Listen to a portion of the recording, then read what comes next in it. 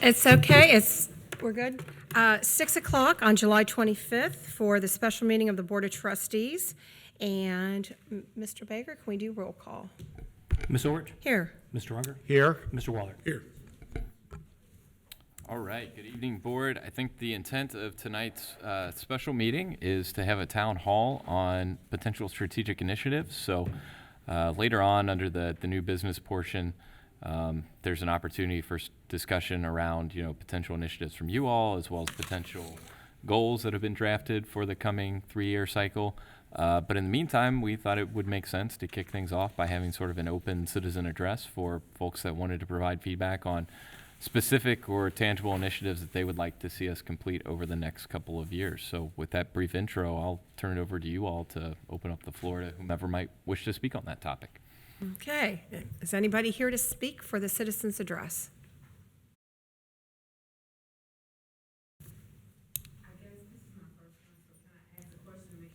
Come up and state your name and address, and yes, please. So to clarify, there are 2 meetings tonight, so if this helps. The first meeting is one specifically around strategic initiatives for the next 3 years. The next meeting, which will actually kick off at 7, will be just kind of the general anything and everything type of conversation. Okay, sure. Okay. 7 o'clock. Anybody else?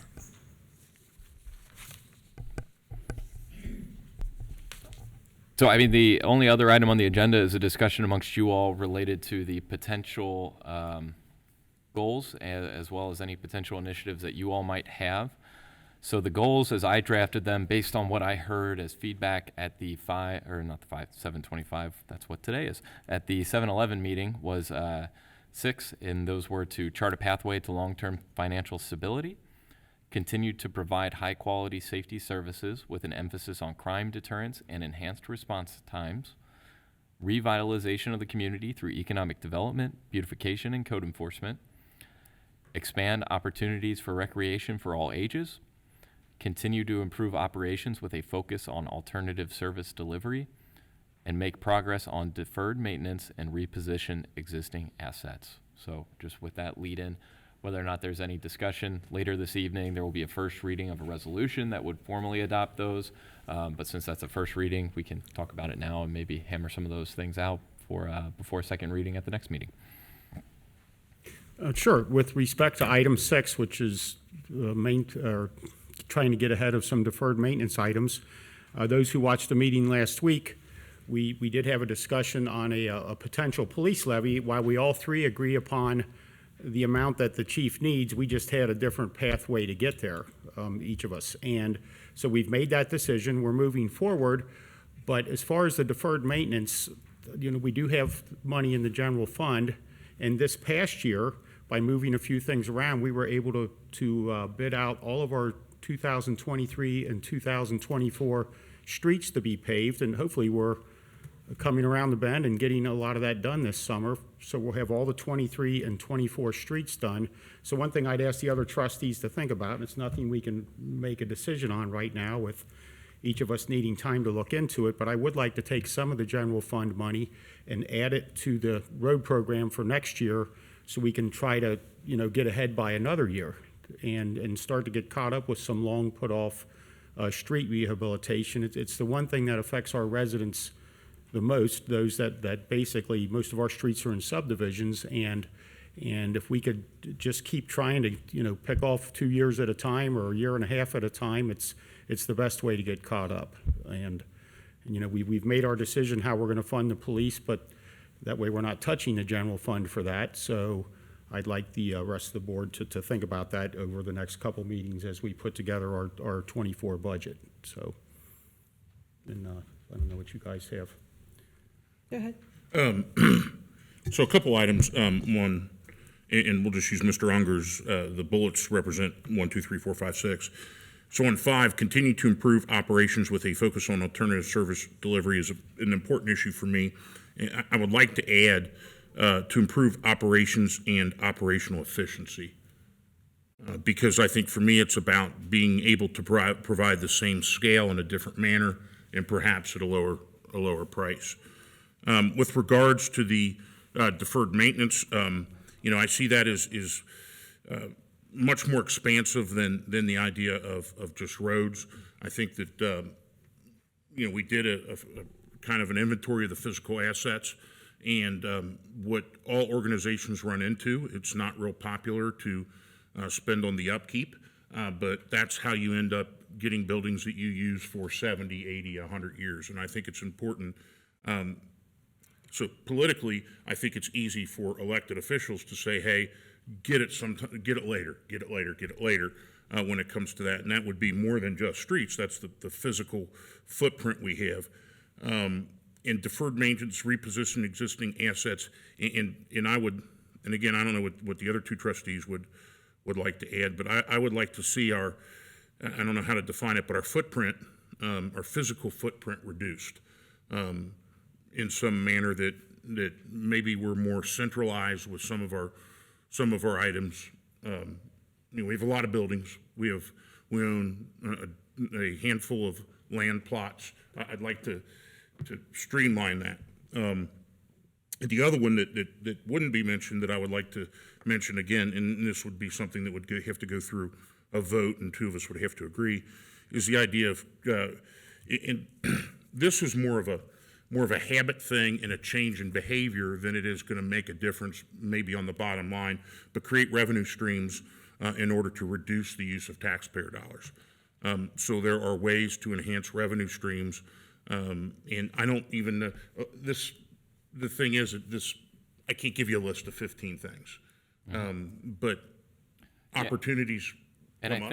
I think that could fall into the very first goal area Okay. of the long-term financial stability, because there are two sides to the ledger, right? There's the expenditure side and the revenue side. Right. And so in order to find that stability, enhancing our new revenue streams or exploring other revenue streams is an important component. And the other comment I'll make, I think I was pretty clear last meeting that my number 1, 2, and 3 priorities are crime, crime, and crime. That hasn't changed, and we see that on a daily basis. Is under continue to provide a high quality service with an emphasis on crime deterrence and enhanced response times, but also I don't know how I would kind of phrase it, but a delivery model that involves more than just response. So, a proactive delivery model too. And I know that the chief has gone over the University of Cincinnati report that offered those 3 models, one of which we could never dream of. The other would be a big mistake. We fall somewhere in the middle. That's the nature of these things. But I want to emphasize that it would be more than a response. That would be a proactive kind of thing. And I don't know if that's, again, these are all subject to approval of the other 2, but that's kind of how I feel about it. Good. I'm going to go to your word chart that you did where you saw the amount of words. Roads was one of them, but not as big as some of the other words that you had found. And I think what in Colerain Township, and it is a dilemma for a lot of people when we get calls, there's a lot of Hamilton County roads. They're in absolute disrepair. And so when people talk about our roads, some of them we can't do anything about. So, and when it came for the economic stimulus is to get the businesses here, when you talk about alternative ways of money, to get these businesses here, to get TIFs, to get that alternative money. And of course, number 1 is going to be the safety with our police and fire. And I am extremely overwhelmed every time they have their response times on there. I'm hoping that our new fire stations might maybe take a little bit off those response times, but I think they do an exceptional job with that. That's about what I have to say. And I would just like to comment, I saw a puzzled look from somebody in the room. We don't get to talk to each other outside of meetings. I know we say that every week, but this is our time we can exchange our ideas because we don't talk to each other. And so some of this might seem redundant, but this is our chance to talk to each other about these things. And what were some of your ideas, Jeff, besides the 6 that we came up with? Well, the 6 were intended to be the goals, and then after this, like I said, we'll move forward with sort of 2 steps. One is that first reading tonight. Hopefully at the next meeting we adopt it.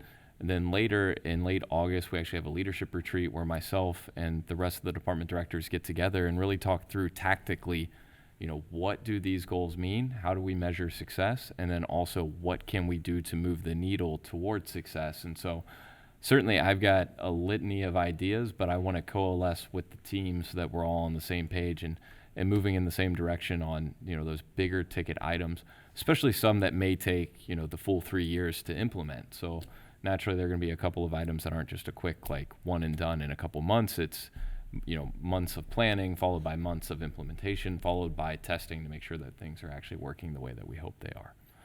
So that's a long way of saying I don't have a direct answer on initiatives today, but they will be coming as we develop the plans. And this might be getting too specific in the arena of initiatives. I know that I've talked at length with Chief Cordy about this, and with you as well, about part of our efforts to kind of maintain and keep our employee and our staff in place is to have that element of when we do job evaluations and reviews, the element of who am I, where am I going, so that folks can see themselves as in a future place within the organization. And I think it's, we know statistically that money is third or fourth on the list why people may leave an organization. And I think now that we've seen some turnover and we now have a leadership team in place that appears to be stable and headed here to the long term, I'd like to kind of follow that up with some type of career counseling type, so that it's more than just an employee review. Sure.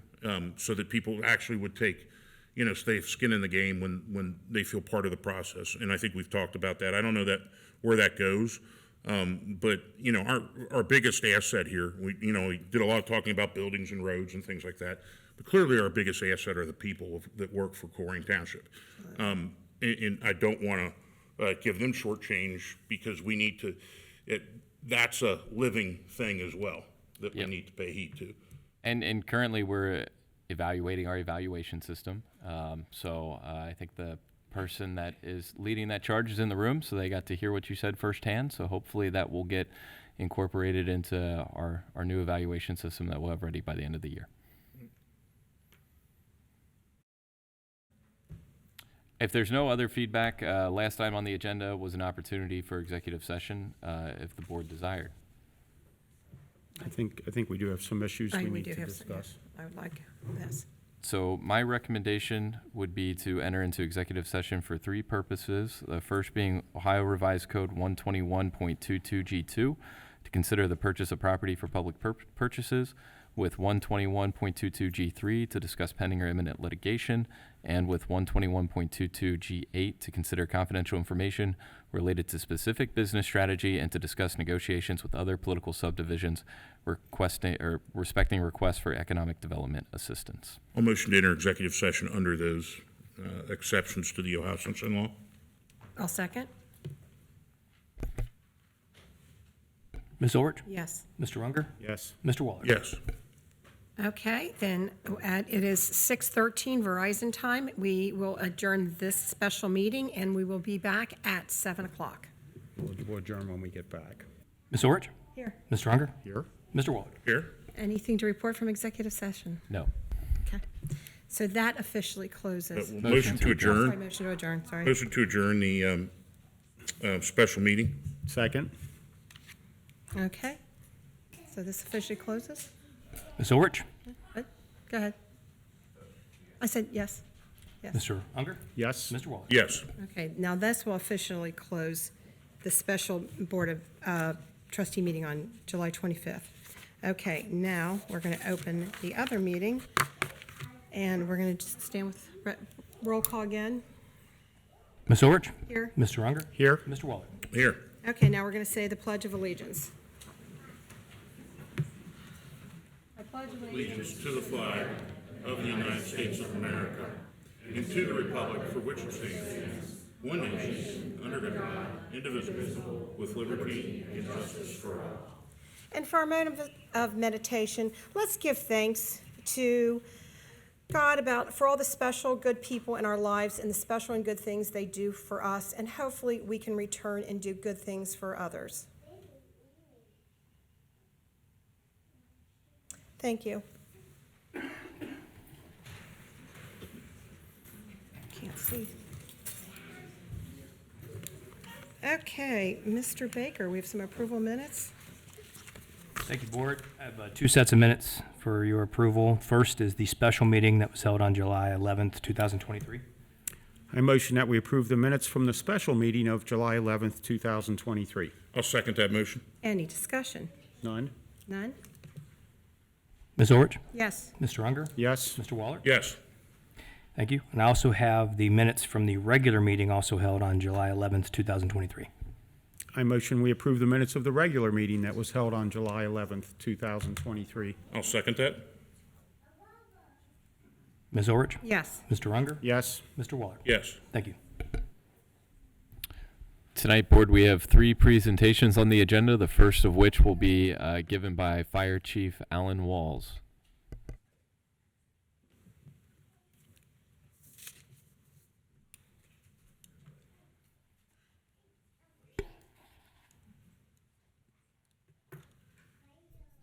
Good evening to the board and everybody in attendance. Welcome, Chief. Tonight is a night that exemplifies hard work, talent, and success. And before I have some of the individuals come forward, as they continue on their paths in their career, those 2 words, hard work and success and talent, are important words. And the further they go in the career, the more they should start to think about the word significance, which is more of thee and less of me.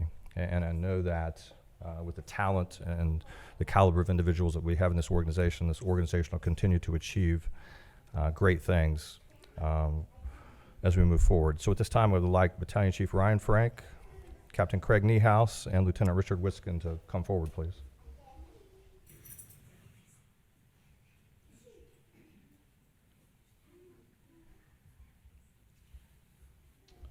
To my right here, Battalion Chief Ryan Frank. He was hired part-time in 2007. He's worked part-time at Whitewater Township and Delhi Township and was career with the City of Florence Fire and EMS. He has an associate's degree in fire service technology. He's a graduate of OFE Class 19, where he was awarded a Superior Achievement Award for his applied research project titled A Systematic Approach to Managing Disaster Response in Colerain Township. He's been a firefighter, paramedic, a fire lieutenant, a fire captain, and tonight he'll be penned by his son Trey and also accompanied by his son Ty. Standing next to Battalion Chief Ryan Frank is Captain Craig Niehaus. He graduated from Colerain High School in 2000. He started part-time here in Colerain after completing recruit class in 2003. He was hired full-time in 2014, was promoted to lieutenant in August of 2019, and he will be penned by his wife Beth. And then standing next to Captain Niehaus is Lieutenant Richard Wiskin. He's a graduate of Elder High School. I'm sorry, I didn't catch that.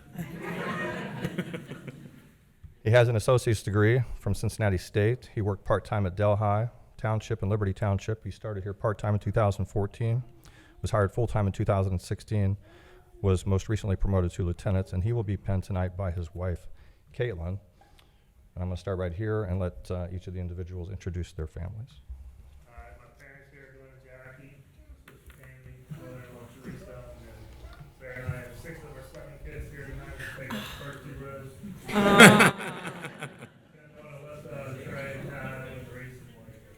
We're going to take an intermission after that.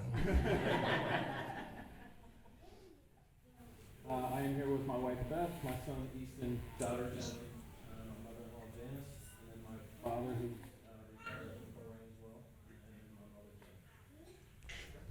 I'm here with my wife Caitlin, my daughter Megan Everly, my parents Doug and Ellen, my mother-in-law and father-in-law Joe and Jan, my sister and her husband Sarah and Alex, and their son Brooks, and I also had a couple cousins and aunts and uncles here as well. Okay, those of you who are going to pen, please come forward.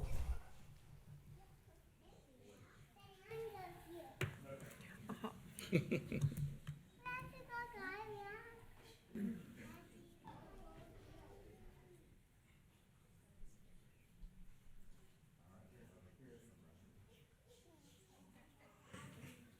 your right hands and repeat after me. I state your name. Do solemnly swear. I'll uphold the Constitution of the United States of America. The Constitution of the United States of America. And the Constitution of the State of Ohio. The Constitution of the State of Ohio. I'll abide by the Colerain Fire and EMS. I'll abide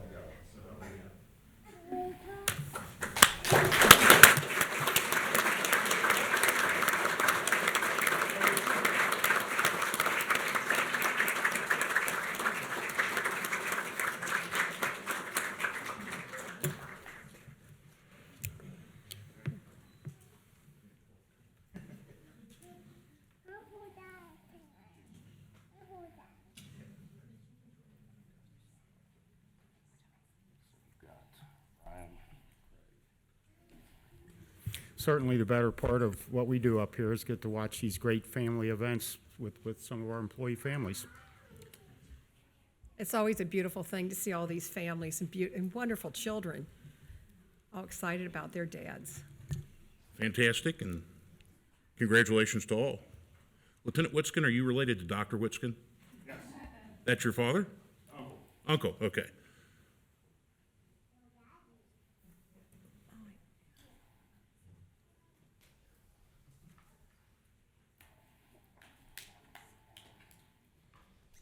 This time I would like Chris Simpson and Chelsea Gehring to come forward, please.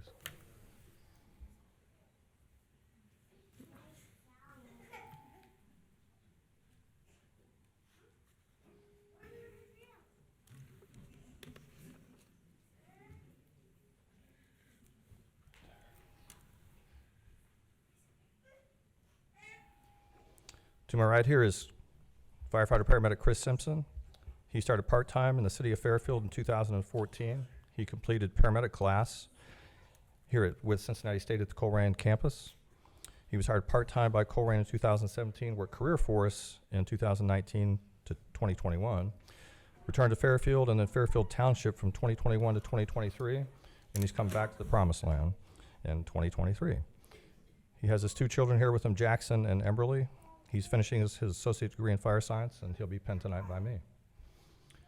Next to him is Chelsea. Chelsea is our community paramedic. She started as a fire explorer at the age of 15, went through the high school program at Butler Tech, where she received her firefighter 2 in EMT, went to Sinclair Community College to get her paramedic. She attended Excelsior University and got her associate's degree in applied science and nursing, and she takes her state board shortly for her RN. She came to us via the Monroe Township Fire, or Monroe Fire Department, where she was full-time for 7 years, and she'll be penned tonight by her husband, Nick. Nick.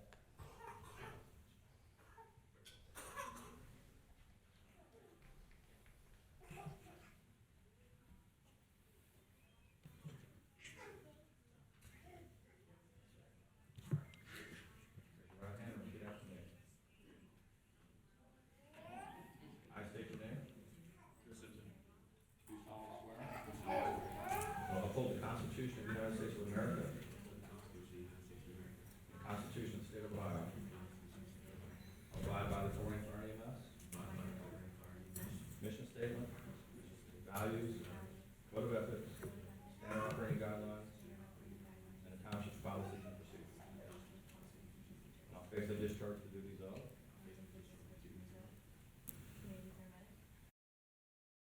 in and for Colerain Township, Hamlin County, State of Ohio, to the best of my ability. So help me God.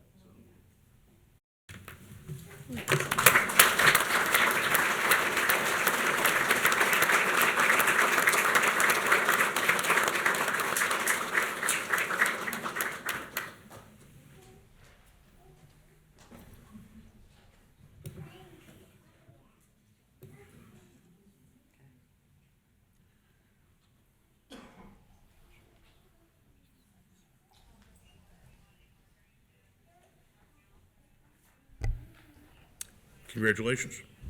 And thank you. Thank you, everyone.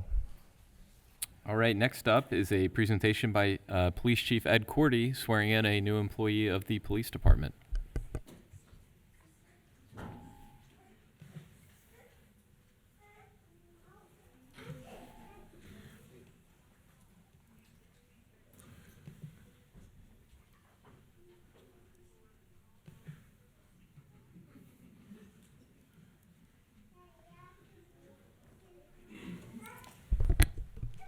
Good evening.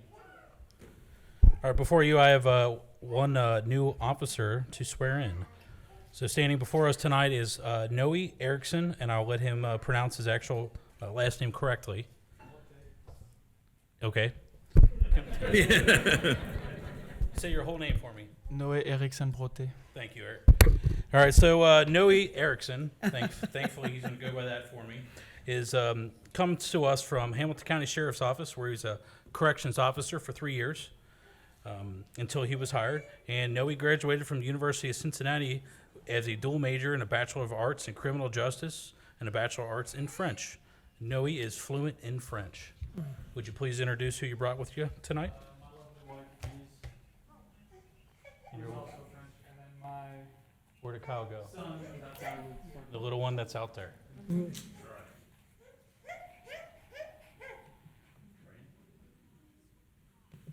state your name. I am Larry Simpleton. Do solemnly swear Do solemnly swear that I will uphold the Constitution of the United States that I will uphold the Constitution of the United States of America and the Constitution of the State of Ohio and the Constitution of the State of Ohio and its bylaws, and its bylaws, and I will abide by and I will abide by the Colerain Police Department. the Colerain Police Department Mission and value statement, mission and value statement, code of ethics, code of ethics, rules and regulations, rules and regulations, and police department policy and procedures. and police department policy and procedures, And I will faithfully discharge the duties and I will faithfully discharge the duties of police officer of police officer in and for Colerain Township, in and for Colerain Township, Hamilton County, Hamilton County, State of Ohio, State of Ohio, to the best of my ability. to the best of my ability. So help me God.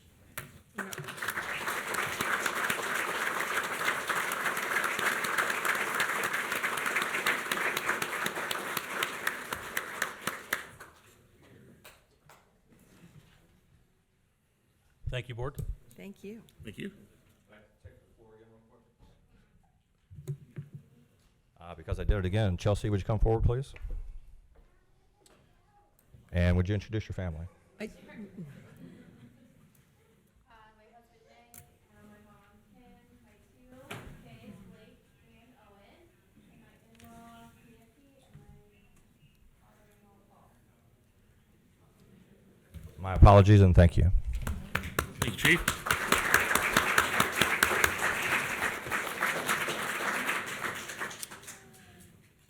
I told them not to be nervous, and look what I did.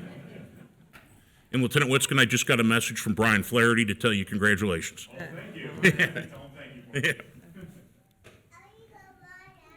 All right, so if you were here for those presentations, this would be a good time if you did not want to stay for the rest of the meeting. I don't want to know about aggregation. Otherwise, yes, Run. dig in on electric aggregation.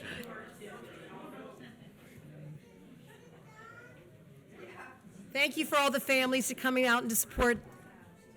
Thank you. Thank you so much.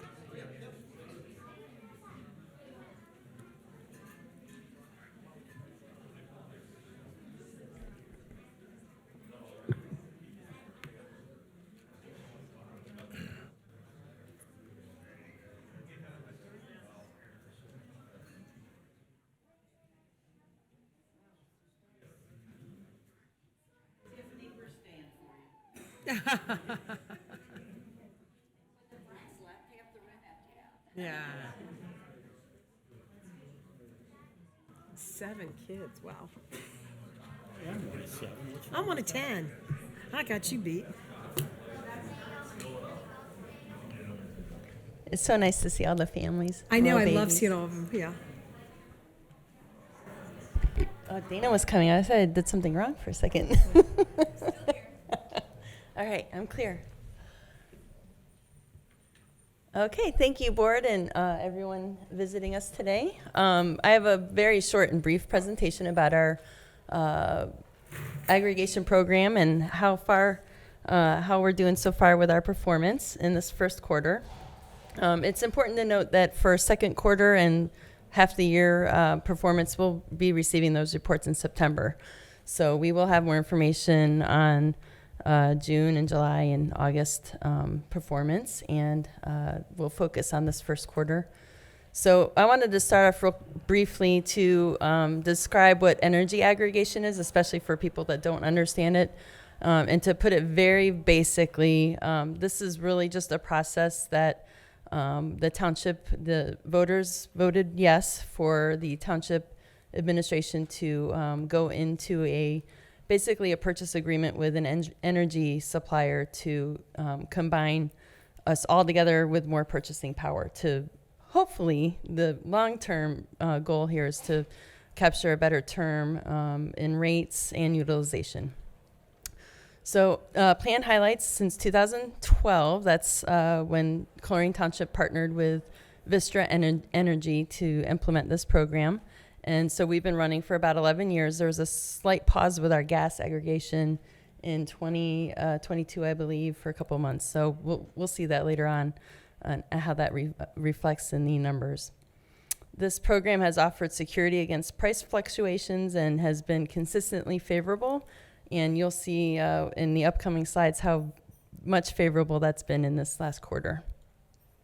So to cut to the chase straight away, our electric performance, we do have a 12-month snapshot, and I'd like to draw your attention to the first line for the April 22. The column to look at is the aggregation price. That's the fourth column over. That is what our agreement with Dynergy was rounded up to. It's a 0.05 cents per kilowatt hour. To compare that with the Duke price, that's the next column. So you can see some months it was lower, but most months, I believe, if I do a quick scan, 10 of the last 12 months, it has been favorable to be with that aggregation program. The next item that I want to draw your attention to is the two green boxes at the bottom. So the total performance in the last 12 months, the aggregation program outweighed the benefits and costs of the Duke program. And you can see as a township, we've saved $156,000 plus for our residents, and that goes straight back into their pockets. And we have a 16.6% favorable performance for the energy portion of the aggregation. Do you have any questions for the? I was going to say, it may be hard to read, but in that second to last column, the very bottom line shows the average savings per household per month. So it's about $10.50 per month that is saved by members that were on the aggregation program compared to what Duke Energy rates were. And it's important to note too, and thank you, Jeff, for putting that out. The residents don't have to do anything to be on this program. So that $10 they're saving, that's actual $10.50 that they're saving because we're doing all the work with the program.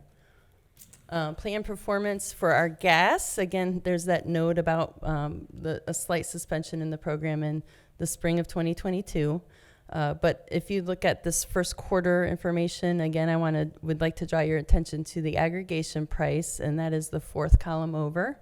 So we agreed to terms of 84 cents per CCFs, and that's a really long term for gas, basically. And including in the sales tax, that totals a 91. Oh, excuse me. That's can I do quick math on that? Yeah, that's 91 cents per CCF.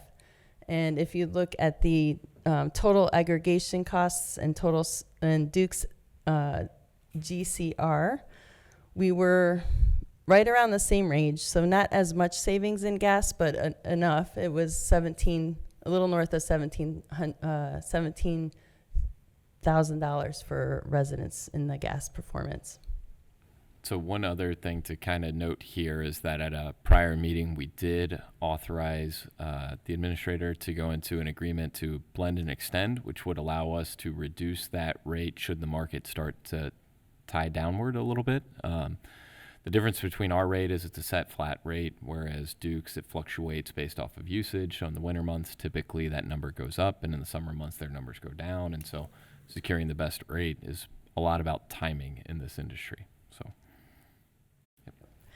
Okay, and just to get a visual of the numbers I just presented to you, you can see when you compare month to month, January, February, and March, the blue is our program costs. That's with the Dynergy program, and red is the Duke costs. So just to put that into more of a visual component, you can see that the aggregation program is outperforming the Duke program.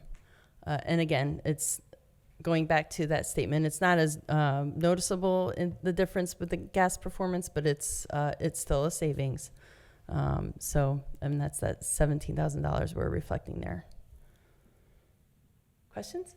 No, one comment for you. I had somebody last Wednesday go, "How do I sign up for that?" And I go, "You're already on it." Automatically, yep. So once again, the savings are directly on to the consumer, and if you want to drop out, it's free of charge, and sign back up, it's free of charge. So if you want to play the market, go right ahead. You sure can. And I don't believe there's any stipulations. If you can call today and then call tomorrow, and But I wouldn't recommend that. Is there a permanent dropout, or do you have to drop out each contract? So one of the two, and I can't remember which it is, you can sign up through PUCO to be permanently opted out. Like I said, I can't remember if it's gas or electric, but that's the only permanent opt-out that I'm aware of. So I know that frustrates some individuals. The other thing, and this sometimes frustrates individuals too, is when we have a different supplier for gas versus electric. Well, the gas folks then have the list of all the people who have electric counts, and for the most part, vice versa. And so they will sometimes send letters saying, hey, sign up for our rate. We'll make it slightly better than the other rate. And so that can get a little perplexing and confusing to individual homeowners when they're going, wait a second, this doesn't sound right. Why am I getting a second letter from this group and all that fun stuff? So. And one thing that you and I have talked about this 100 times because it drives me crazy are that there are people that may try to take advantage of the fact that there are unscrupulous likes that would take advantage that we're on a energy aggregation and go door to door with limited amount of personal information and try to keep people to switch or give them a number that's like way lower than theirs, but the fine print is that there's an opt-out cost or something like that. The people we contract with don't go door to door. That is correct. And if someone is going door to door, they are supposed to have what's called a transient vendor license, which they can obtain through our police department. And usually what we encourage individuals to do is to ask to see that license if someone knocks on their door. Do not show them under any circumstance any of your bills, because all it takes is your account number for some of these predatory aggregation companies to switch you over. But there is a market to this. So if you like to study it and see where things are going, you are more than welcome to opt out of our program at no charge and play that market and move from supplier to supplier and try to secure the best rate for you. It's a lot of work, but if that's something you've got the time for, then you are more than welcome to do so. And generally, the predatory companies will start with I talked to your neighbor, Mr. Smith, and he already switched because he sees the value in this. Or they'll offer a gift card for signing up, or they'll offer you a very, very low rate for the first 6 months, which then escalate or triple or whatever it is the month, 7 through 18 or whatever it is. And so there's a great video that was put together by Helen featuring Jamie Penley and a couple of our residents kind of walking through what to do if you're approached by an aggregator. And I enjoy watching that video every once in a while. So if you haven't seen it, please look it up on our website. And the last thing, because some people, I'll get contacted from people upset saying, why are you messing with this? Well, the voters asked for it. I think it was 2006. It was a while back, yeah. Into aggregation. Right. And so, if all three of us said, you know what, we don't like aggregation, we're not going to do it, we're in trouble. We can't do that. We have to respond to what the voters have said, that we want this available for aggregation. But if you want to opt out, that's fine. I've never opted out because I like saving the money, but I'm a pretty brand loyal guy, so I understand people that might say, no, I'm sticking with Duke. I get that. I'm Diet Coke, not Diet Pepsi, so I understand. And one thing that we've learned over the years, and this is for anybody that is watching that has maybe called Duke Energy with questions about what this is, Duke Energy's main call center is housed in North Carolina, and they do not have aggregation laws on the books. And so sometimes their customer service reps have a hard time correlating what this program is, which can lead to misinformation or just questions not being properly answered. So we encourage individuals to give us a call at 513-385-7500, and we're happy to answer questions. Or if you wanted to call Energy Alliances directly, they're our broker for aggregation programs. Their number's on our website. I don't know it offhand, though. And I know, 3 or 4 months ago, there was a little bit of hiccup with the billing process that Duke got straightened out. Sent out, a bunch of letters to individuals, yep. But you're taking Mr. Weckbach's point exactly. Don't call Duke in North Carolina, call the Township. They're more aware of it, and we have kind of ombudsman type people that can deal with any issues that you have. But you're going to get somebody on the line that may not be able to explain that in the same detail. Thank you so much.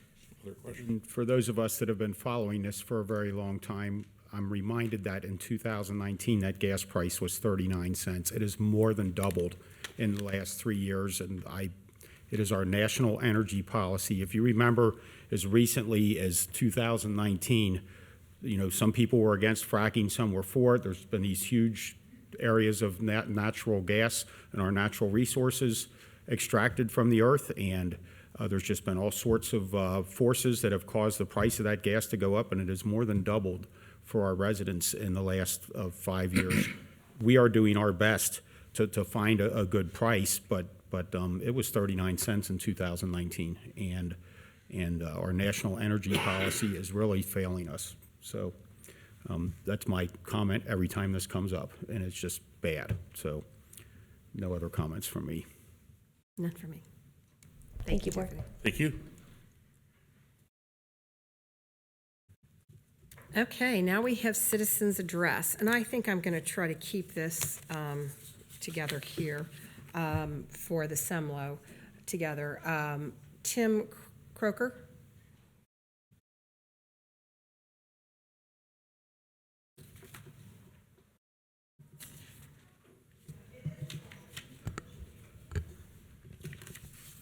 Good evening. Good evening. Turn on the mic, please.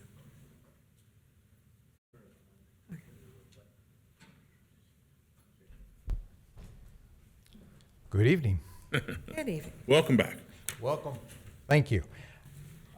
2 weeks ago, I addressed this board representing the interests of the Archdiocese of Cincinnati, the administration, constituents of St. James Parish, including the elementary school, the athletic fields, and of course the cemetery.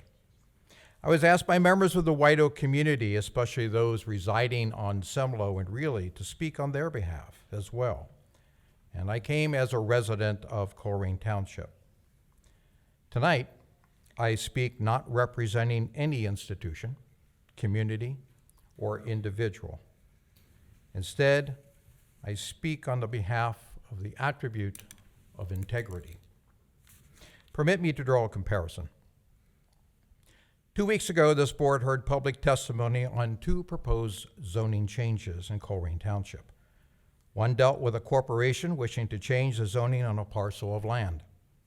The corporation had the forethought to approach the township before the sale of the property in order that it may ascertain its options.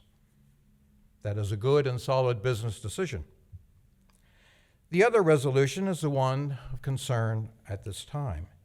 In this case, a small group of businessmen purchased a piece of property in a residential neighborhood and is subsequently taking steps to have the zoning changed to accommodate their business desire. That, it would seem, is a poor business decision. Changing the zoning from R5 Suburban High Residential District to PDM Mixed Use Plan Development favors only one business. Commercial development cannot spawn from this location unless it is envisioned that Semlo become a new business district in Colerain. The township gains nothing by changing the zoning, but it stands to lose much in the destruction of a long-standing bucolic neighborhood. The Board of Trustees places its convictions and commitment to the community at the forefront every time a topic comes before them. The women and men who sit here bring to this position the resolve to be fair, thorough, and to hold to the laws governing the processes that have been established to maintain transparency and objectivity. In carrying out the decision process, trustees are forbidden by law to discuss matters among themselves, and certainly not in closed-door or backroom sessions. The people who have come forth over the last few weeks to offer their testimony do so in good faith, that the integrity of the process is maintained. The people of Colerain Township are fortunate to have a local government that is beyond reproach. The issue to change the zoning of the property at the end of Semlo, known as the Blue Rock Senior Living Center, is not about health care. Rather, it is about business over benevolence. The owners of the property and their agents know that this meeting will determine the future of that property. The reason stated for the change is so that the owners can migrate the use of the property from residential living to assisted living. To my knowledge, and that of the concerned parties, that decision is still to be reached. Yet on the website for the Blue Rock Senior Living Center, printed off just this morning, it states in not only one, but 3 places that assisted living is coming soon. Well, that sounds rather definitive. I am not advocating that there is any malicious intent at play here, but to publicly promote that statement before this board votes is an egregiously poor business decision that flies in the face of the concerned neighbors, and it is a breach of integrity that undermines the bedrock of this process. Thank you again for your time. Thank you. Thank you.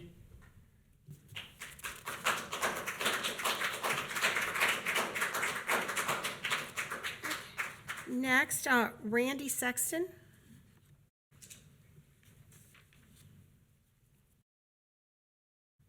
Good evening. Do I say the address and everything again? Your name and address, yeah. Randall Sexton, 3600 Sumlow Avenue. And I just wanted to state again, because I've been to all these meetings, it's just the neighborhood that we have had. I've lived there since October 97. That's kind of the quiet, peaceful neighborhood that we want to keep it at. And without, I don't know how to say this, without throwing knives, I guess, every meeting that we've had over the past 3 months, everything's recorded, correct? Okay. So the individual that represents the owner of the property, in the very first meeting, something was brought up. And he says, well, I can't answer that. I've never been to the property. I've never been on the street. At the very last meeting, he said, well, people don't like change, but it does happen. These are his words. I grew up on Hubble. We used to cut through Reilly Road up Semlo to get to Cheviot. I'm not saying there's any ill intent, but if you said this 2 months ago and this last month, how do we know that any of their intentions are actual? And none of us want something to change, especially if it's something that we don't know what their actual intentions are. And that's all I got, and I thank you for your time. Thank you, sir.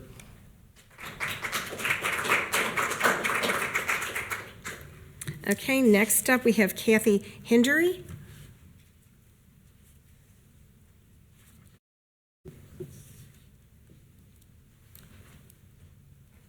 Good evening and welcome back, ma'am. Hello, back again. My name is Kathy Hendry, and I live at 3628 Semlo. And I know I've already spoken and addressed most of my concerns. I just wanted to readdress it, that you, as the trustees, have been entrusted to look after the interests of the residents and businesses so we can all enjoy the sense of community in Colerain Township.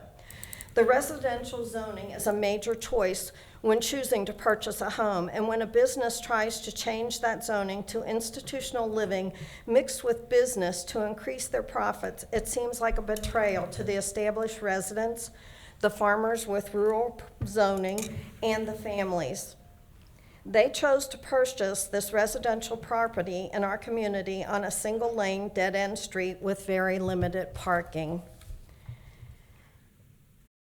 This property abuts the cemetery where our families are laid to rest. Our children have athletic fields and also attend school. Safety issues are a major concern, with our children being our greatest priority. Assisted living facilities in our community are not at capacity and are available to provide everyone a place to live and to be cared for. The mixed-use zoning for the doctor's offices on site is unheard of in facilities that are even larger than this building.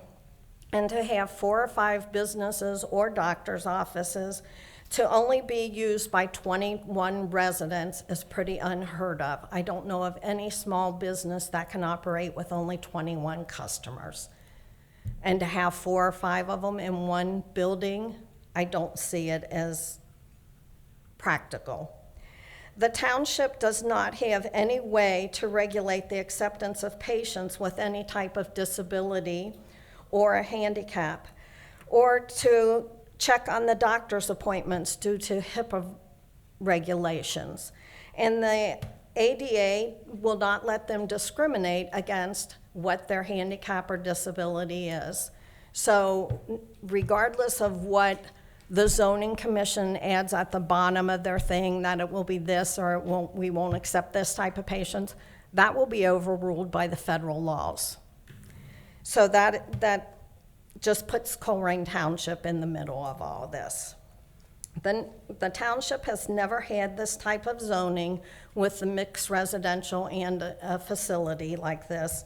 And the reality is that there are lots of business opportunities in our township without changing our residential neighborhoods.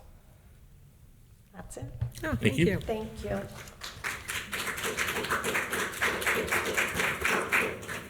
So I guess he's related to you, John Hendery. Just thinking there might.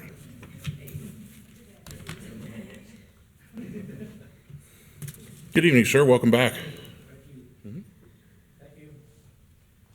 Somewhat related, yesterday was the 52nd anniversary.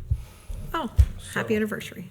John Hendry, 3628 Semlo. And again, just to try to sum up some of the things that have been said previously, when we start looking at the definitions that are applied here, independent living includes but is not limited to elderly housing. All right, so it could potentially become alcohol, drug, or psychiatric rehab.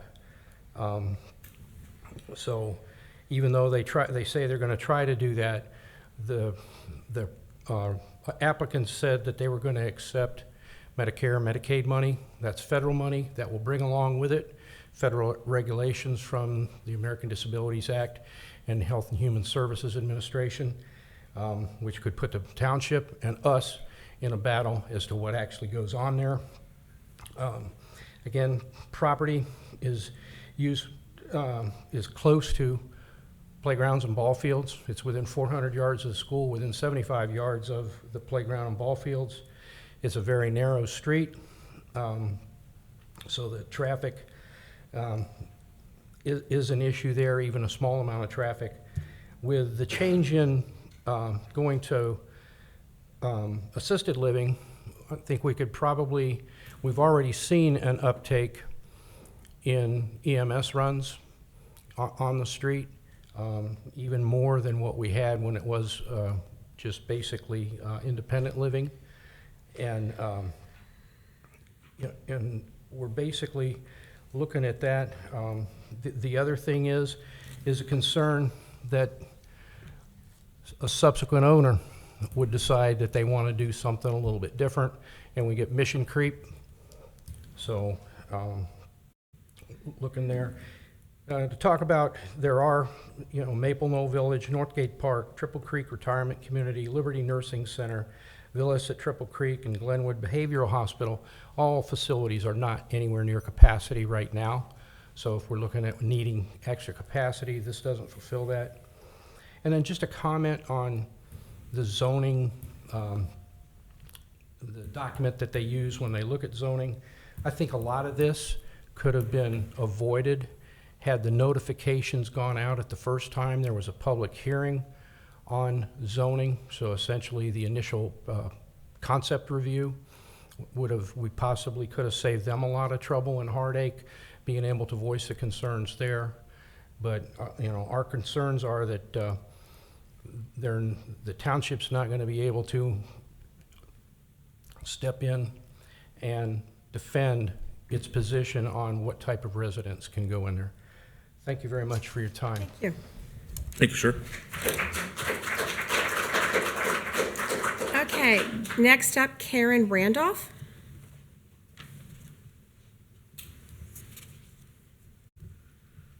Good evening. Do I need to be sworn in? No. Okay.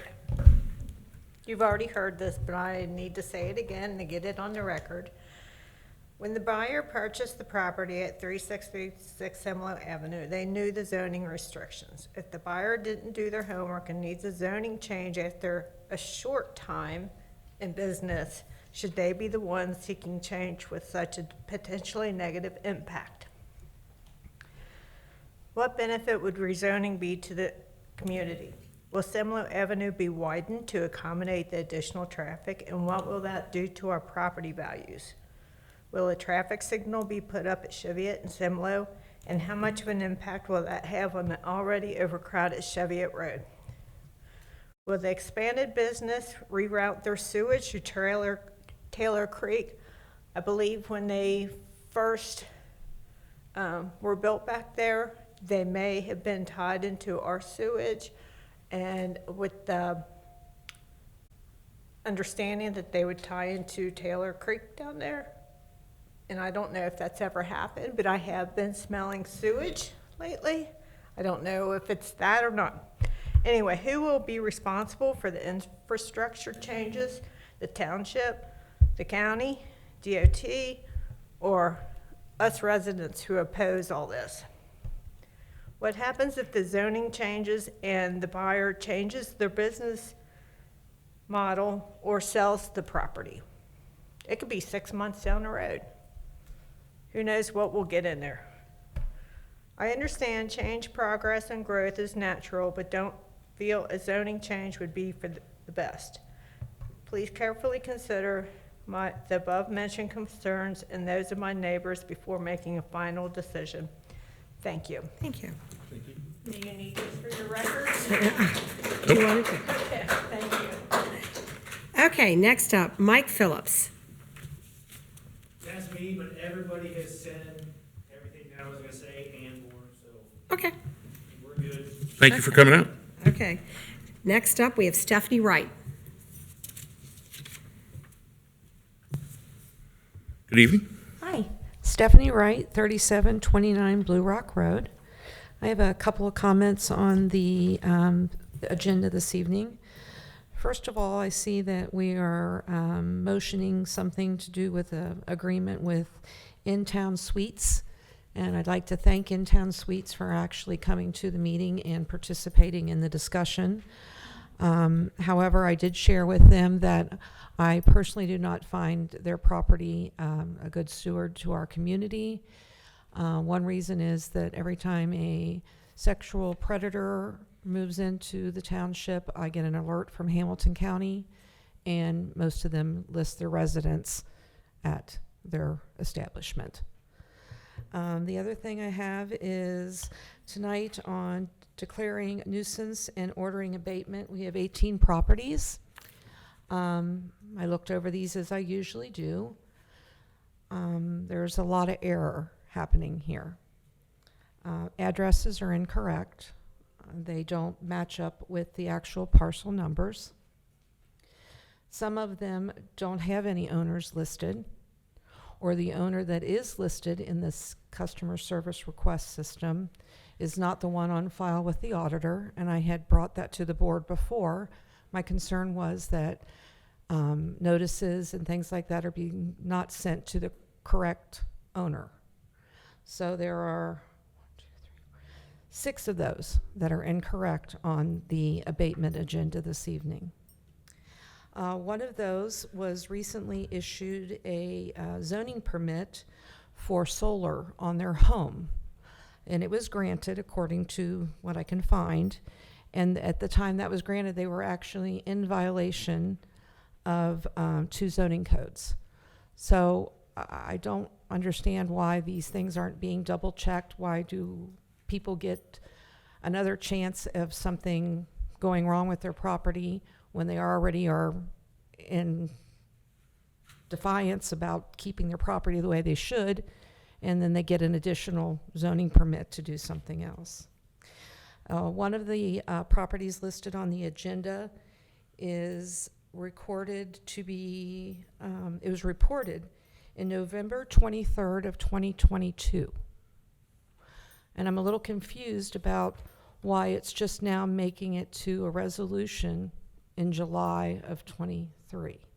So I just ask that maybe they do a little more digging and double checking on these things. It is money that the township can collect if these people do not respond to the orders that they receive from the township. It does go to their property taxes and collected. And we even have a special meeting about this on Memorial Day every year. So I would just like that, perhaps a little more fine tuning of that. Speaking of the CSR system, Mr. Unger, you had been asked before in a public meeting if it can be done anonymously to report properties in violation, and I've never heard a response from that. So I was just wondering if the system allows for that or how that is handled. I do see that Mr. Weckbach and other township employees put in requests or code violations for, I guess, people who just call. So if the concern is someone being able to testify in court about what they saw on this property, then I don't know how that would transpire. And I'd also like to remind residents of Colerain Township that this is an election year, and we do have 2 positions open. One is the trustee, and one is our fiscal officer. And I just encourage anyone to get involved that has an interest. Thank you. Thank you, ma'am. Next up, Kathy Moore.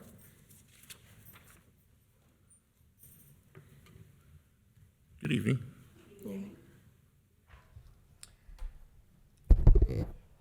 Regarding inaccurate minutes approved by the board, will the board take any action or just ignore? As a resident who brought this to your attention, I think, as well as other residents of the township, deserve to know if you are satisfied in approving incorrect minutes. On June 13th, the board amended the appropriations in the general fund by $30,000 to cover expenses related to nuisance abatements and removal of junk vehicles.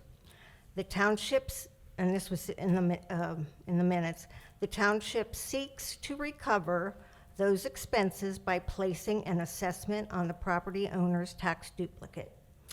And I'm a little confused by that because a resolution was passed in 2021 that states the Board of Trustees will utilize any lawful means to collect the expenses incurred in removing or causing the removal of junk motor vehicles under this section, including any fee or interest paid.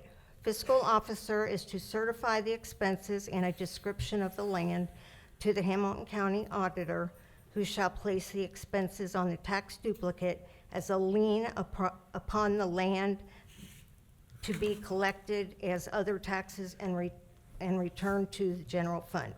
And my questions are, was this done for the first part of this year?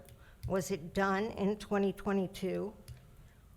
Were nuisance abatements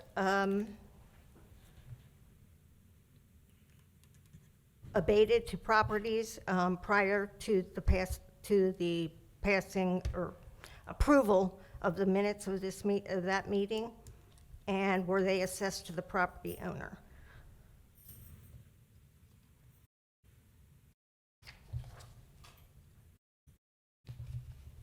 And I had one other, what is the status of the Mosaic pothole project?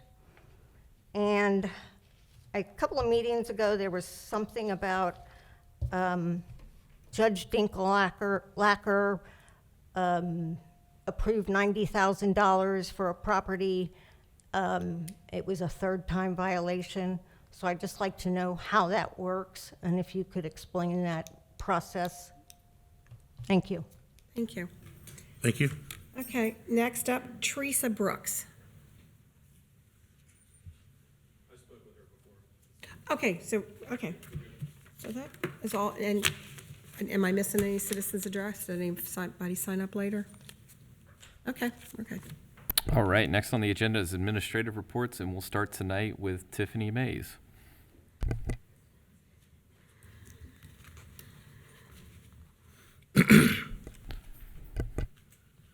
Welcome back. Usually I'm preemptive. I wasn't expecting to be first. Hello, Board. For our administrative reports for the areas I oversee, there's one announcement I'd like to make for the public.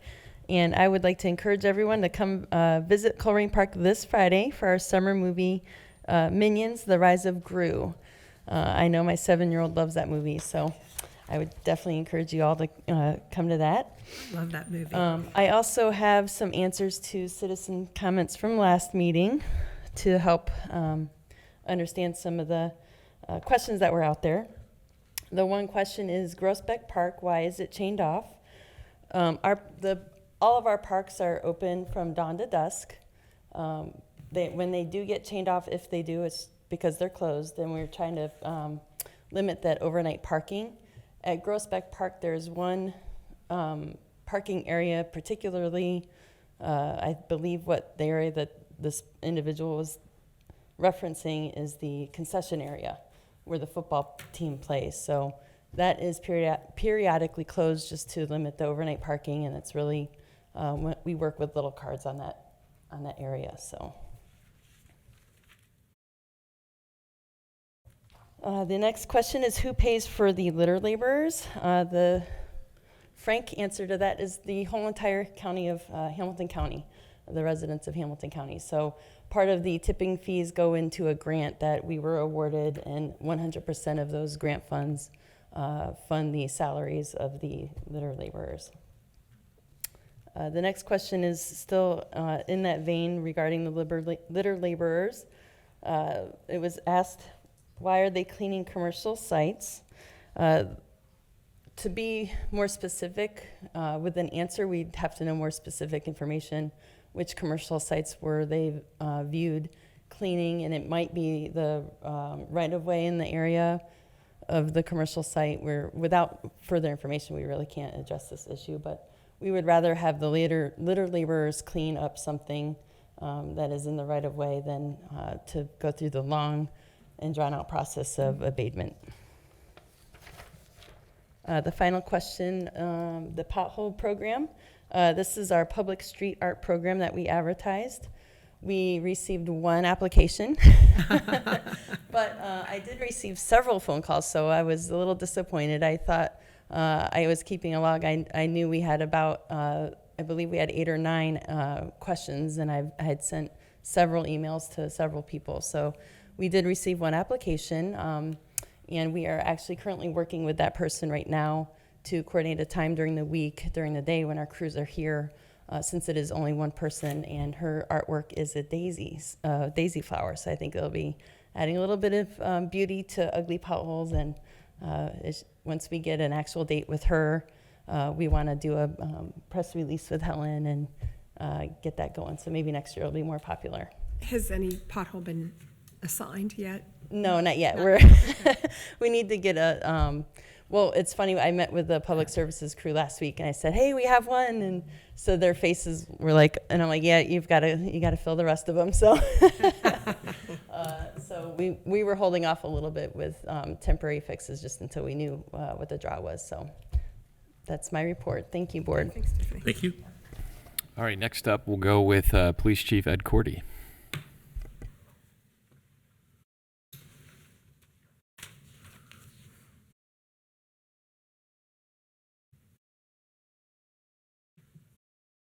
Welcome back, Chief.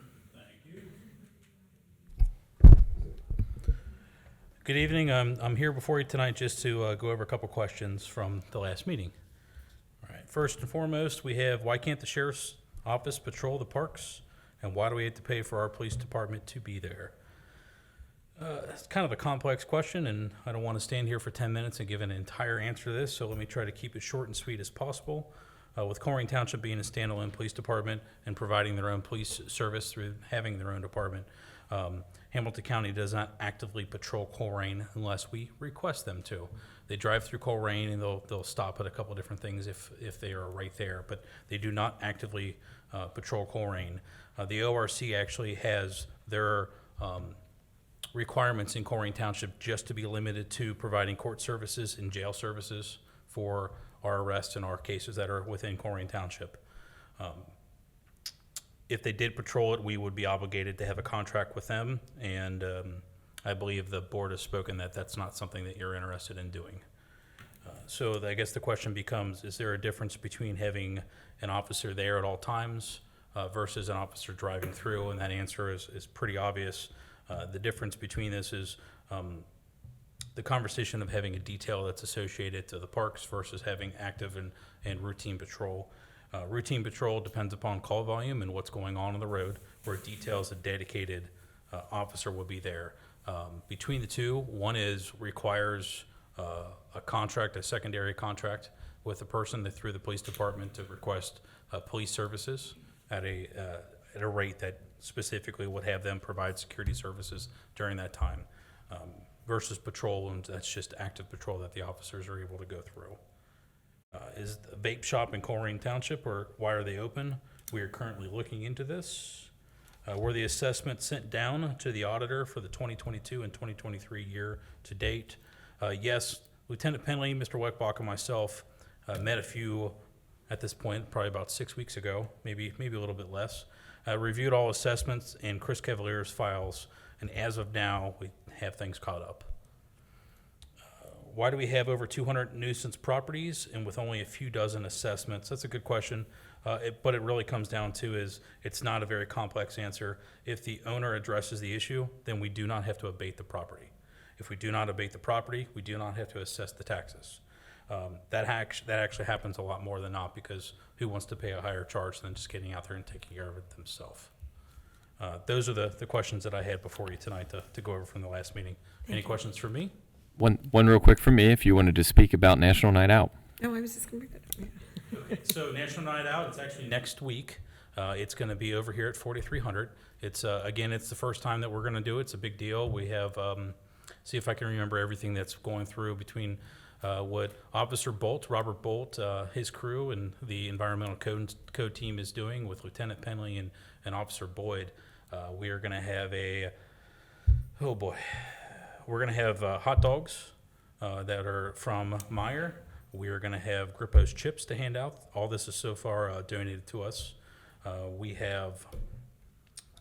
going to have 2 bouncy houses. I have a DJ. We have a couple different booths set up to sign people up for CPA, the CARE program. We will have our dog there. Well, we'll have 2 of our dogs there. So I believe Raina plans to be there. It's actually her birthday as well. She'll be 1. We'll have Teo there with Brian Huntington, which will always put on a good show for us. I believe Ghost is still going to be in training, so we will not have that. We have quite a few different things that's going to be set up. We have a lot of different raffles. We're working with Public Works and the fire department to have their presence there with us as well. Everybody loves the fire trucks and getting them out there, and I don't know what kid that does not like the big snow plows and different things like that too. So it's we're trying to make this big, as it's our first time. It's pretty exciting, to the point that we've actually had other police departments reach out to us and ask if they can join us, which is kind of cool. Okay, for those out there, it's Tuesday, August 1st, from 6 to 8 at the police station. 4300 Springdale Road. And what's the music? I'm not exactly sure yet. Okay, just double I'm check. sure it's going to be family-friendly DJ music. Okay. Yeah. I heard Van Halen was going to be there. Is that wrong? I thought Led Zeppelin's in town. That would be good too. Chief, just thank you. I know it's been a long week with a couple incidents, and the thank you extends to you because you're the face of the department, but certainly all the men and women in the police department that have had some long hours and some investigations and some very uncomfortable situations. I know that when I talk to my sister, I'm like, now that she does all desk work where she's at, and she's like, yeah, I love being out on the road, but there's some things that just weren't ever predictable, just sounds and smells that you didn't think and sights you didn't think you'd hear that you have to process over time. And that's certainly not lost on me, and I think about it every day, and thanks for all to you and the whole department for all their hard work. I appreciate that. That's a ditto. Thank you. Anything else, Board? No, at this time. Thank you. Thank you. Up next, we'll have Director David Miller from the Development Department.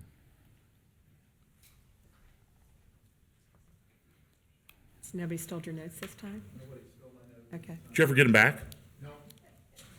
We're pulling tapes.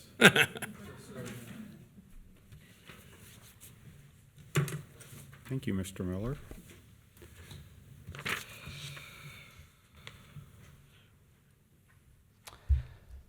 So I thought give you an update on our business facade improvement program.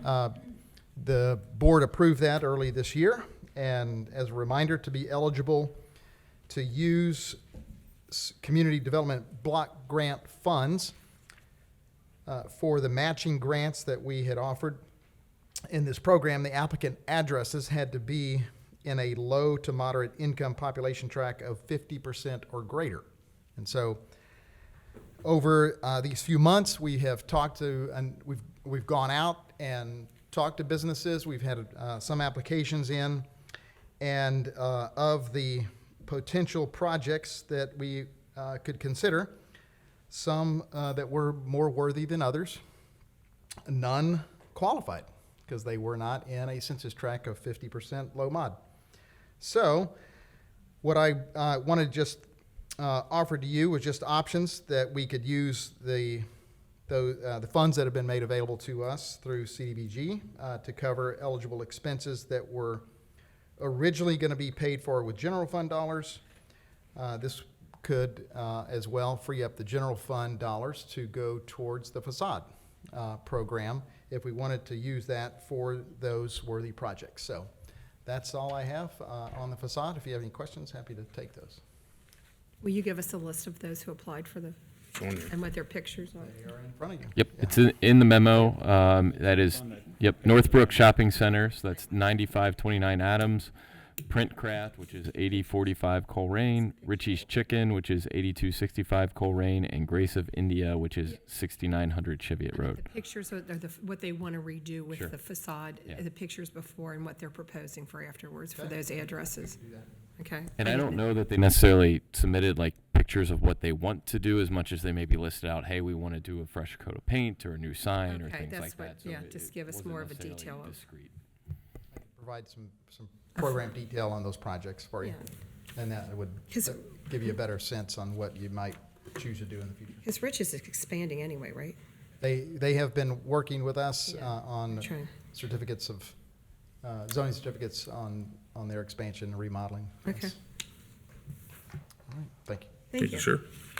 All right, next is the Chief of Fire and EMS, Alan Walls.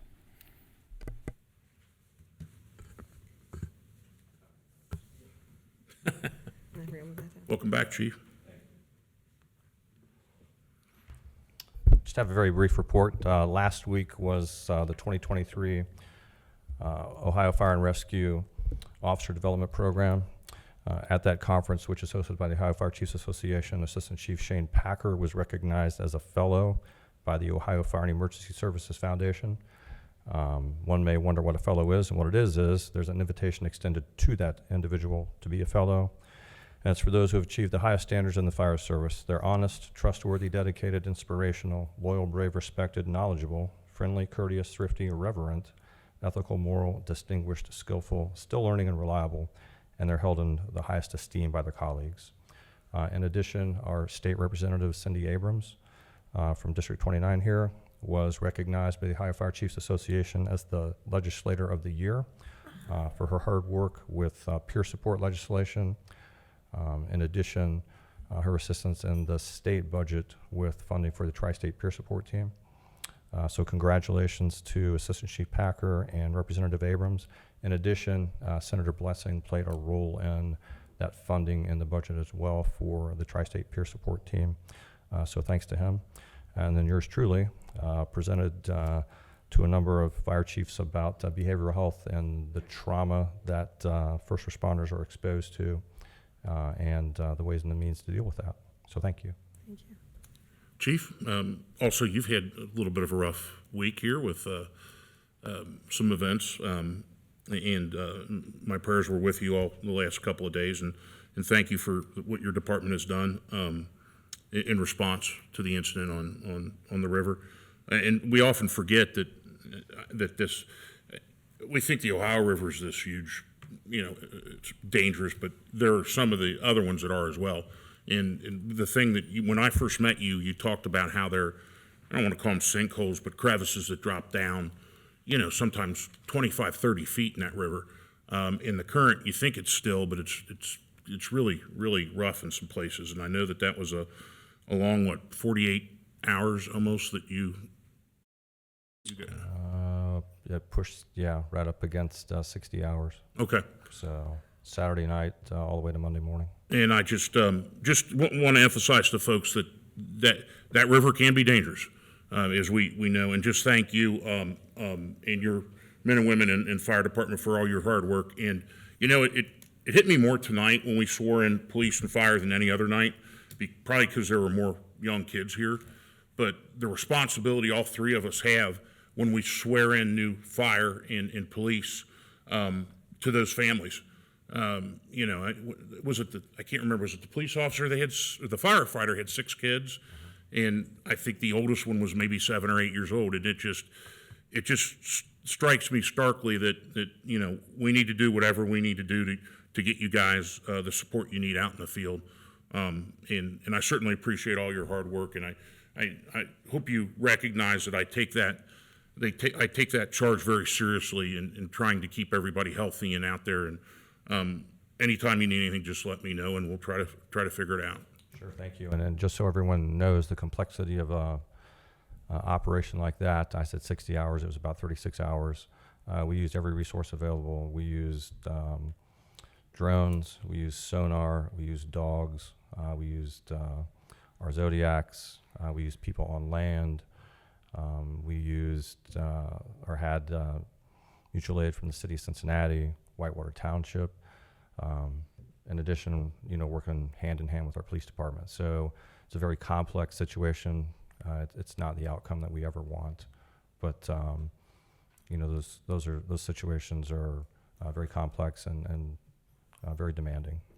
So thank you. Yeah, Matt took the words right out of my mouth for the trustee report, is that seeing all these young men and women that come here with their kids and families, and that's truly putting their lives on the line, and they have families. And I hope the public truly respects when they see our police officers and our firefighters out there, and thank them for what they do to keep us safe. Thank you. Thank you. And if I could piggyback on Alan's report real quick, October 7th, start marking your calendars now, is going to be Give Back Day for Colerain Township. That's typically coordinated by our fire department. It's one of my most, favorite days in the community to get out and really give back and help neighbors to better off their homes. And I say it now because sign-ups start on August 1st, so there will be various teams that you can sign up to be a part of. So if anybody watching has ever wanted to spend a few hours with me painting a deck or raking leaves or whatever that is, this is a perfect opportunity to do that. Or you could sign up for Ed Cordy's team or various others from the township. I know we really look forward to that event. And then as one final question from the last meeting to address, this relates to Plattenberg, and did they do more than print and send the UAM reports? The answer to that is yes. So the annual financial statements, they include a variety of narrative responses. As you all may or may not know, there are a lot of rules and regulations out there that are set by GASB, so that's GASB. I believe that's the Government Accounting Standards Board. They have a whole series of rules that dictate all these different things that we have to report on, some of which are just completely outside of the scope of what we do. So an example I usually use when people ask these questions is pension liabilities. That was a newer GASB rule that came about in the late 2014, 2015 timeframe, where the federal government basically came down and said now everyone in their accounting statements has to list all of their liability as it relates to OPEB. So that's other pensions and employment benefits or post-employment benefits. That's all housed by the state of Ohio. So you would think that that'd be as simple as saying that's not ours. Well, that's not true. The federal government requires us to figure out what that number is to be able to report it. And so there's this whole actuarial set of tables that is outside of the scope of what we deal with on a daily basis. And so that's where other third-party firms are able to give us a lift. That's just one example of the, I think there's maybe somewhere near 100 different, or if not more, GASB regulations that we're required to keep up with. Certainly, we're not the experts on those regulations because they are legal documents that require a lot of legal research and insight as well as a financial background. So hopefully that answers some of the questions about citizen address, and that is the last report I have, unless you all have questions for me. Not at this time. You go first? Mm-hmm. All right. Just a couple of things. I finally touched base with the auditor's office have a meeting with regard to some of my concerns with people using the different credits like living there, resident credit and things like that to avoid some taxes, and to talk about our rental registration. The Solid Waste Board met last Wednesday and had this incredible presentation. I don't know the science behind all of it now, but and they're going to test it, I guess, in Springfield Township. Now I can't find my notes. Biochar, which evidently is a way to really help add the canopy and greenways up, because green areas up, because the biochar that comes from compost actually holds the water longer, so that there's not a concern with not having water. Thank you to all the correspondents with regard to the zoning applications. As Mr. Weckbach indicated, our job up here is to use density, intensity, and use. And I just wanted to use probably 2-3 minutes here to just talk about this process, because one thing that I noticed with two very public zoning requests is that there's not everybody's been through the process to kind of know how it goes. It's supposed to be long. We have a flow chart up on our website that it takes 3 to 4 months, and the reason is we want to hear from citizens, but we also want to hear from the applicant. We want to consider everybody's rights in this. And oftentimes you'll hear, and a lot of people called me, and I'm like, well, I don't know how specific I can get, because we sit up here as kind of like generally we're a legislative body, but in this case we're a judiciary body, and we then kind of an appeals process from the zoning board. So it's not appropriate to go into specific details at times, but anyone can apply for a zoning change. I think there's I've probably heard the discussion from 4 or 5 different people. Why are you bringing this in? I'm bringing the applications coming in. I could apply to change my house to a Wendy's restaurant or something. It's probably going to be defeated, but technically I can do that, and that's how the process goes. So when there's a zone change, there's a pre-application meeting. Then they between the administration and the people that want to do this. So me, for instance, bringing a Wendy's to Vernier Drive wouldn't work real well. But the step 2 then is they submit the applicant, and the step 3 is that the staff reviews it. The 4th step then is it goes to the zoning commission, and there's a public hearing.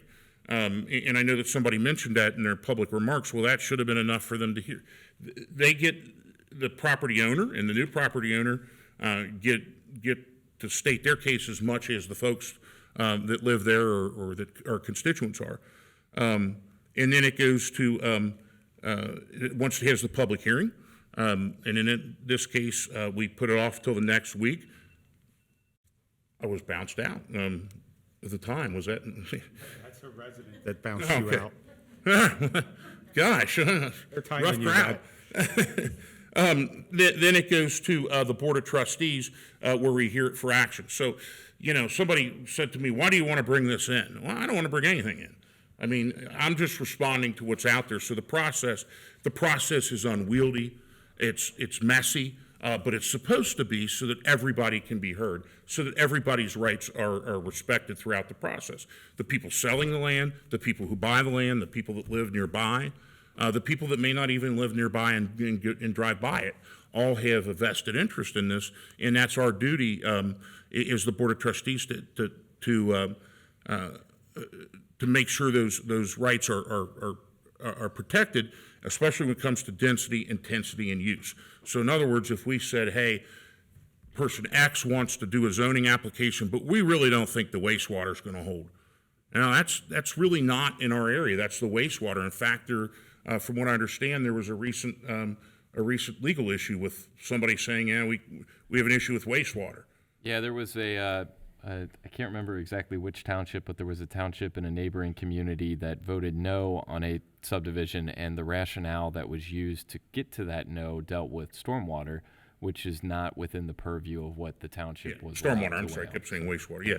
So that's kind of our charge up here. So just look behind the curtain on how it works, and I'll have more to say about the particular application when that comes up. And just a reminder for those of you out there of the Yelk, I believe Bingles camp starts this week. Yay. Yeah. Go ahead. Thank you, Kathy.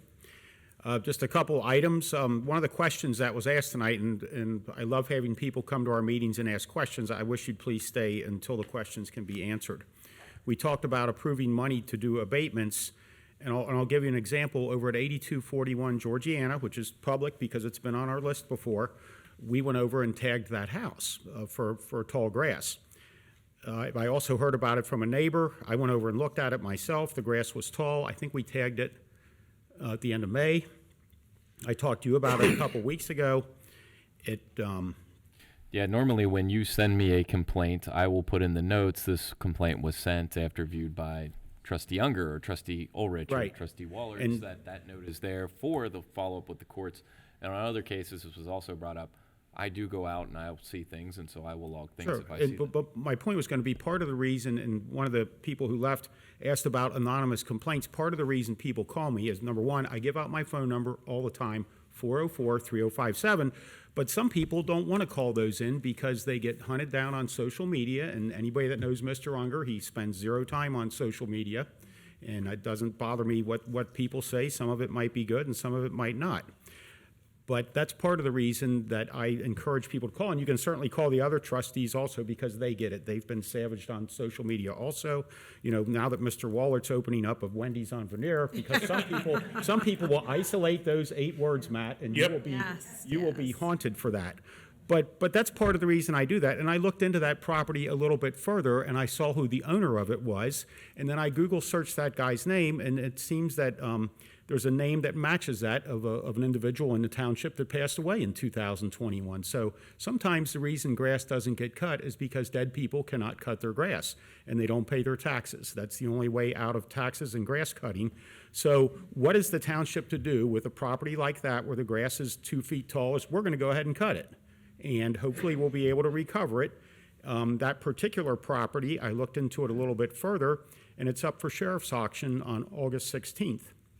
I've been down to sheriff's auction before. It's outside room 260 at the Hamilton County Courthouse, and it's a brutal process. If your property taxes aren't paid, and if you have assessments, they will call out that property, and there's a minimum bid. I think the minimum bid on that's not very high, and the property sells that quick. So somebody who spent their whole life taking care of that house and passed away and probably didn't have his estate set up, and now it just falls upon the township, and as a township, we're not going to let a property sit for years and years and not attended to like some other townships and other municipalities, specifically the one to the south of us. They have properties that sit for years and don't get attended. But here in Colerain Township, we take that with a different level of seriousness, and so we go after them. Which kind of leads me into, I was out on Beachmont Avenue a couple times last week, and there's a BP station right at 125 and 275. And the grass is a couple feet tall. There was a mattress laying in the parking lot. I went past there last Wednesday, and Union Township had actually sent out their Public Works Department. If you know where that is, you cross from Hamilton County into Claremont County right there inside of 275. And Union Township was out there clearing it out. And Kroger Cherry Grove, you know, we have people that like to hang at our off-ramps, but Chief Cordy and others in the department do a great job of picking them up and getting them out of there. As soon as you call us, we will go out and talk to those people. We do not like that on our off-ramps, besides the safety hazards of having somebody at the end of an expressway. There's a lot of other reasons. Kroger Cherry Grove, there was a guy out there panhandling at the same time. That is not limited to Colerain Township, these kind of problems. It's everywhere, but I just wanted to point out tonight that it's not just us. I think we do a better job than anybody else at addressing those items.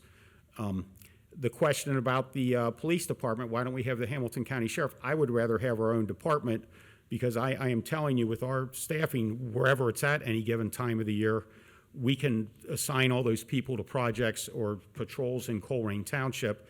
If we relied on the county sheriff, I guarantee you they would have them dispatched to other areas of the county before we got the attention.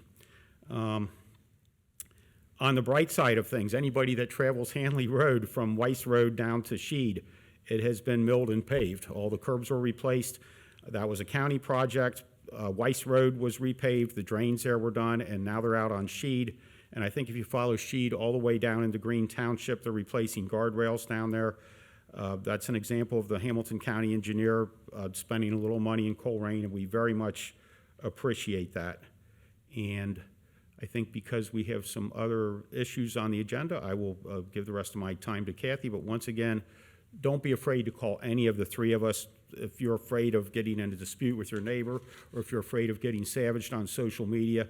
513-404-3057. Thank you. Yes, I did get a thank you for Sheed Road the other day. I go, not us, but It is, had to say that that. was pretty bad. That was one of the worst right, I roads did. out there. So. And to reiterate, I do have people that call and text me, their neighbors, and poor Jeff, he gets all of our texts, and I'm driving around saying, look at this, and so you can do it. Like Dan said, call us or email us with your pictures, and we will get it to the proper channels. And that was that. And then I had a discussion with our previous game wardens. I think we only have one left in near counties, and it's in Warren, and about the lady who talked about her dog getting killed by coyotes jumping her fence. And the game warden had said, coyotes are always open season. There's nothing we can do about them except scare them away.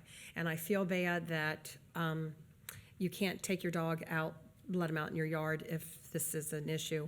But we've always had some things with bobcats, and we have some very rural areas around here, and there's just nothing the township really can do about either of them. So you can call the Warden County Game Warden for any further information on that. And that's about it. All right, board. Well, first up tonight in new business, we have the fire department, and that would be Chief Alan Walls. You get your exercise in, don't you? Getting those steps. I know. Good evening once again. Tonight, I have a motion authorizing a pay increase for Department of Fire and EMS non-represented part-time employees, and I recommend adoption of that motion. I motion we authorize a pay increase for Department of Fire and EMS non-represented part-time employees. I'll second that. Any discussions? Sure. I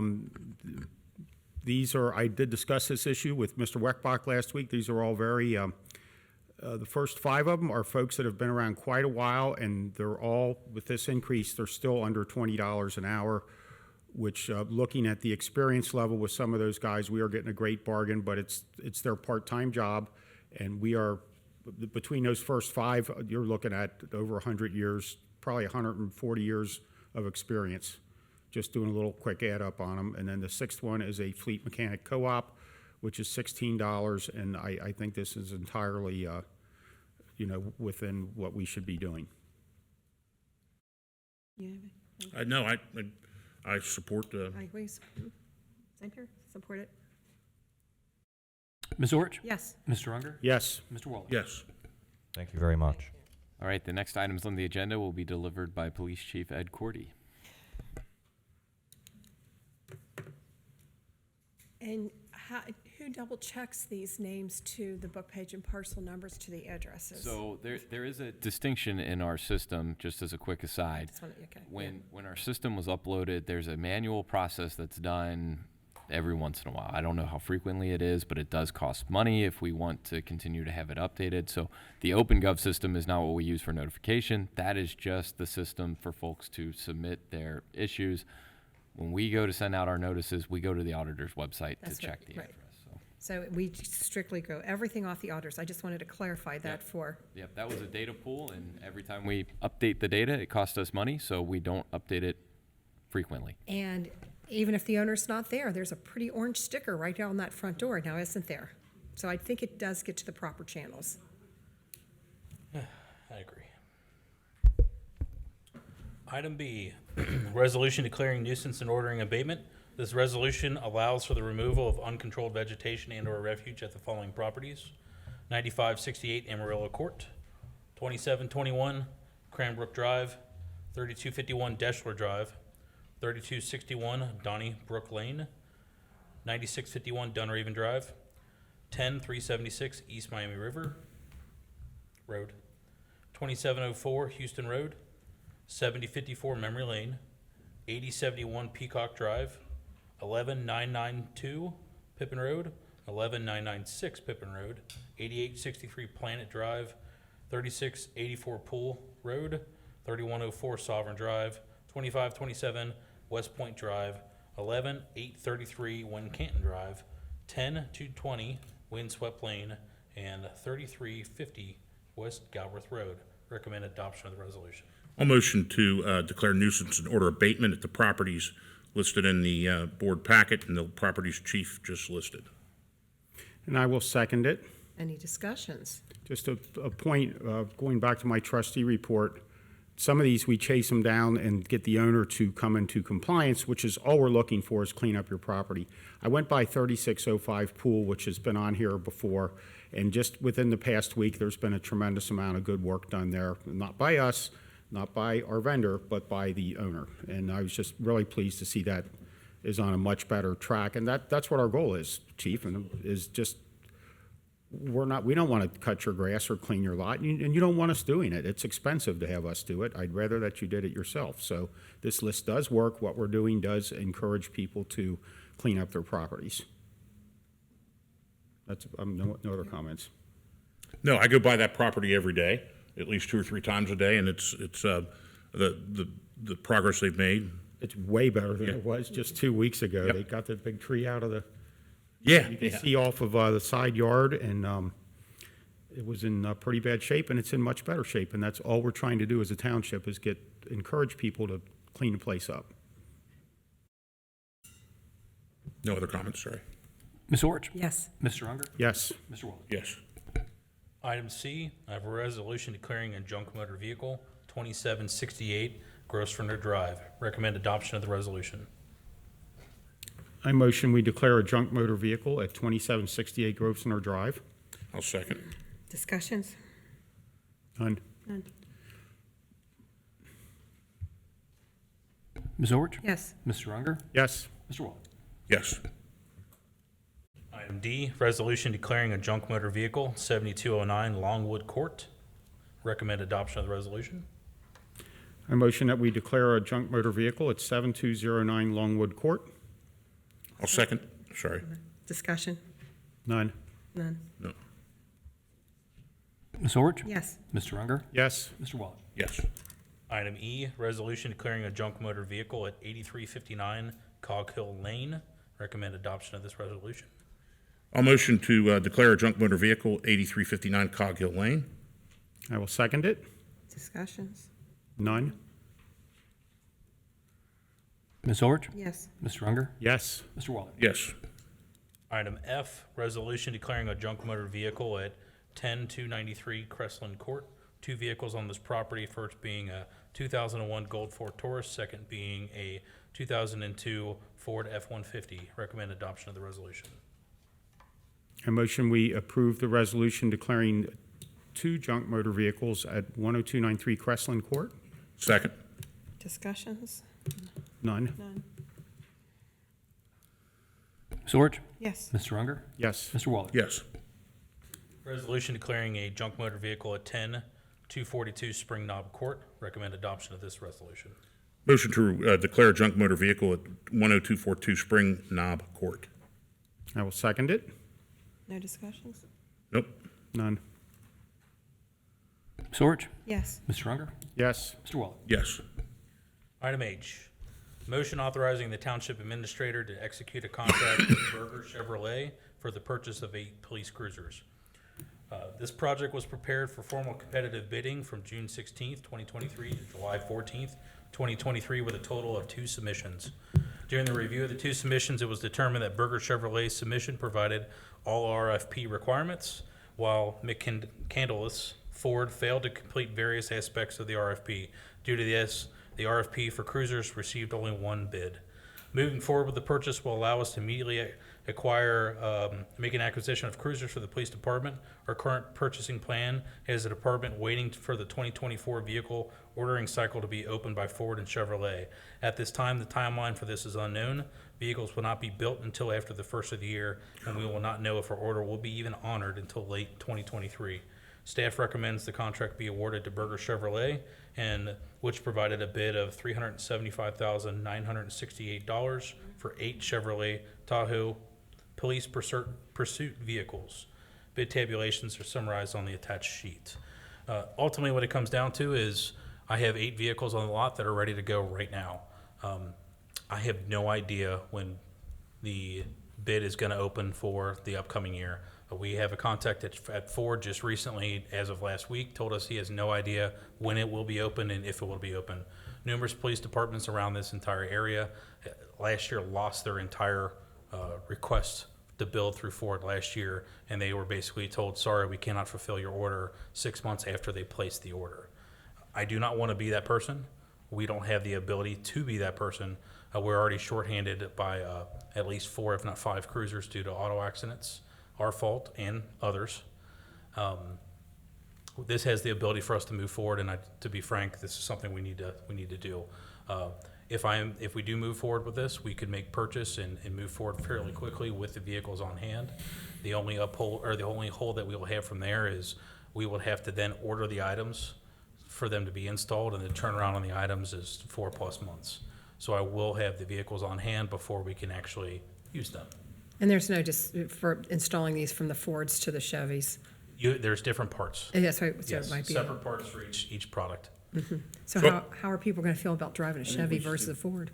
Let me first motion to authorize the Township Administrator to execute a contract with Berger Chevrolet Incorporated for the purchase of 8 police cruisers. Yes. I will second it. Now, sorry. Discussion, sorry. So if I can real fast interject, the only thing I can tell you is effectively what we're doing is we're buying time.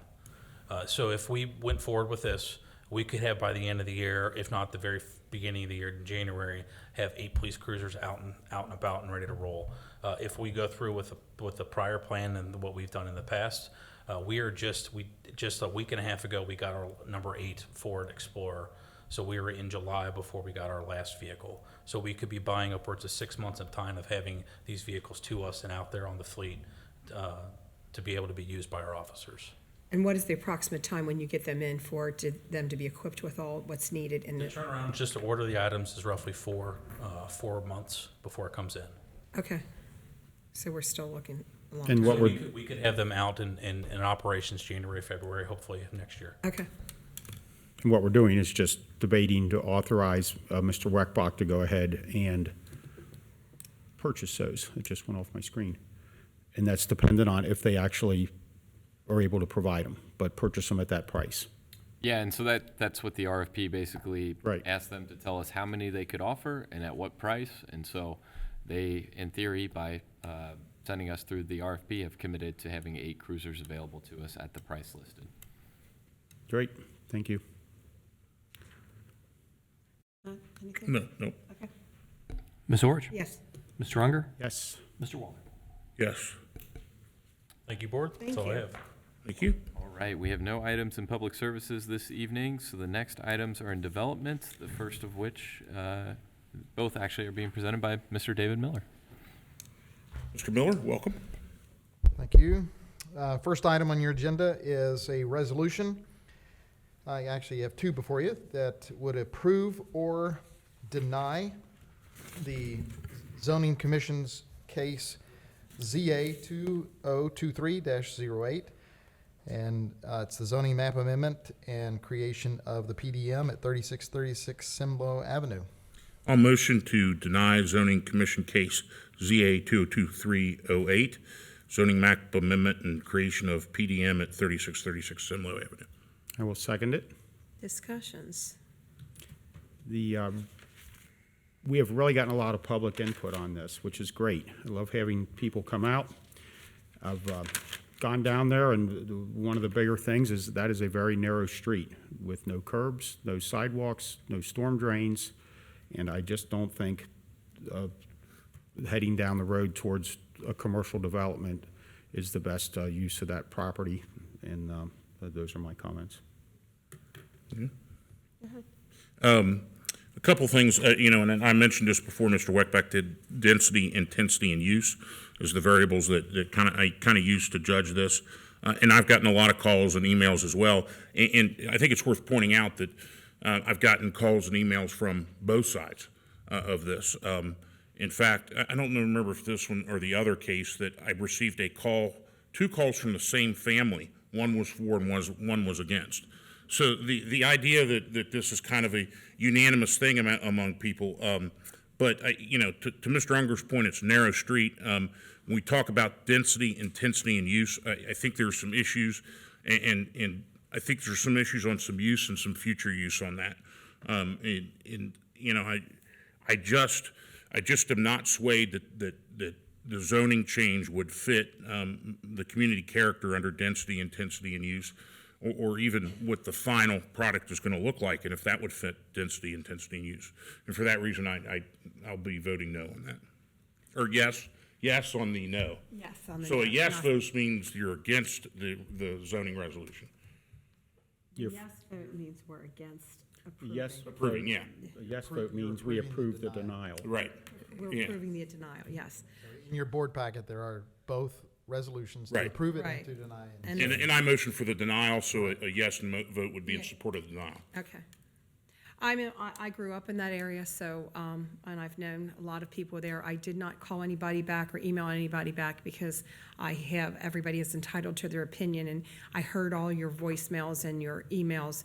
I understand where you're all coming from. I think when they put that building in there years ago, it was never intended for what it wants to be used for now. So, I think there's 9 patients there. And we have plenty of availability for those patients to go elsewhere, so I would be approving the denial. Also, Ms. Orich? yes. Mr. Unger? Yes. Mr. Waller? Yes. All right. Thanks, board. Next item is a motion authorizing the township administrator to execute an agreement with Brandsetter Carroll for Joseph Road sidewalks, and their engineering services would be for $19,500. I'll motion to authorize township administrator to execute an agreement with Brandstetter Carroll for Joseph Road sidewalk for $19,500. And I will second it. Any discussions? So, Mr. Weckback, this is something we talked several months ago, and I know that Mr. Miller and yourself presented to the folks in the neighborhood. Is this supported throughout? Yeah, so I would like to first commend both David and then Erilyn Gross, who was a co-op of ours, on their yeoman's level work here. They spent a lot of time developing what renderings would look like and nice graphics, and then David was able to sit down with the entire condo association over at Kissel Park, and I just kind of got to sit and be a fly on the wall, and David did a tremendous job on explaining the pros as well as the cons of this project. They did a straw poll in that room, and it was overwhelmingly in support of it. I believe 2 of the 3 board members there also indicated their support for the project, so we took that as we can start to explore the pathway moving forward. Once we have an engineer on, we understand what the right-of-way potential needs are going to be, whether they would be temporary, permanent, what have you, that will then give us an opportunity to go back to their board and work through those things with them to make sure that if we're disturbing the land, we're putting it back in the right way. And then since then, we've also had conversations with Great Parks. Great Parks seem to be in support of the project as well. And then I believe Groesbeck United Methodist there has some frontage. One of their board members, ironically enough, I believe is also a board member on the condo association. So he indicated support for the project. And then the final partner there are the owners of the Chuck E. Cheese property, and I know David's been talking with them a lot. So we feel really good about where we are in terms of needs for right-of-way, both temporary and permanent. So much so that we've actually already applied for 2 grants for this project, one of which has been awarded. If the other grant comes through, those would be able to be served as matching dollars against one another, and we'd hopefully be able to break ground and construct a sidewalk sometime next year. I really appreciate the diligence on this, and it's hard for me to be patient, and this has been pretty much my entire term in office has been working with Joseph and before. I know, and the importance of it is that a lot of folks typically park in that area or cut through that area when they walk to Colerain High School, and you know, I went over there a couple times during dismissal, and it was busy, and it's, yeah, I mean, Walking that's. in the middle of the street. Right. Yeah, I've been there several times, yeah. So this is going to be so helpful, and I'm so appreciative that you guys stuck with it. And sometimes it just takes a long time of grinding it out to get it done. But you know, I think this is we're not going to be able to replace all the missing sidewalks in the township, but gosh, we ought to be able to place the one in front of the high school, and that certainly is. I'm very happy about that. This was one of the highest priorities in the sidewalk study, and so we're glad we could get the money to help cover that cost as well. Thank you for all your hard work on it. Sure. Thank you. The item 5 on here says our records indicate that Abercrombie and Associates prepared a right-of-way survey prior to our involvement in 2015. Any temporary or permanent easements may be prepared by them under a separate agreement. My recollection is, having served on the school board that year, I was on a committee that talked about those sidewalks, and that was 8 years ago. Those very likely exist, so dig in a little bit. We might not have to pay to do that twice. Yeah, and we will likely have to dust them off and triple check some things, because those plans that were originally worked through with Branstetter Carroll are different than these plans, because those involve both sides of the road. This is focused solely on the north side of the roadway, and you know, just there were different things, and I don't know exactly what those plans indicated, because the county engineer either allows you to do, you know, a solid concrete walkway. 2 county engineers ago. Yes, or to have, you know, a grass strip with the sidewalk. And so we'll be working through that process with Branstetter, and that will also potentially change what's needed from a right-of-way standpoint. Right, and I would just, and it sounds like we've all seen mainly high school age students walking up and down that street. I don't know what the proposed width of these sidewalks is or what we can tolerate, but as wide as possible would be better, because 5-foot sidewalk with a 3-foot tree lawn.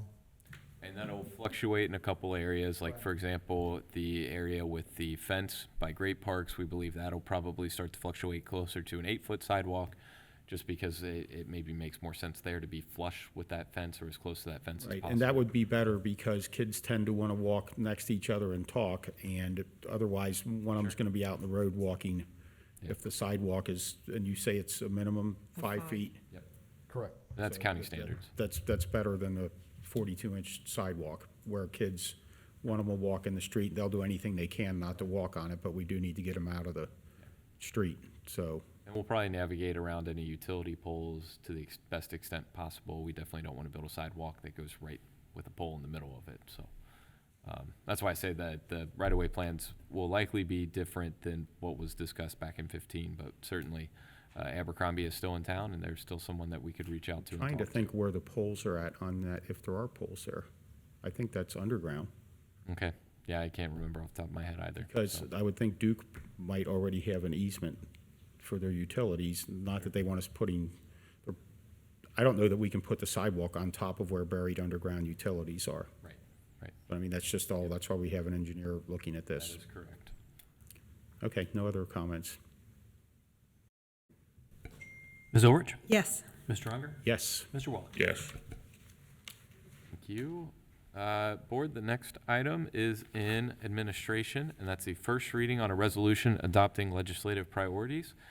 I introduced those at the last work session that we just had, but to reiterate those for the group, they are to chart a pathway to long-term financial stability, continue to provide high-quality safety services with an emphasis on crime deterrence and enhanced response times, revitalization of the community through economic development, beautification, and code enforcement, expand opportunities for recreation for all ages, continue to improve operations with a focus on alternative service delivery, and make progress on deferred maintenance and reposition existing assets.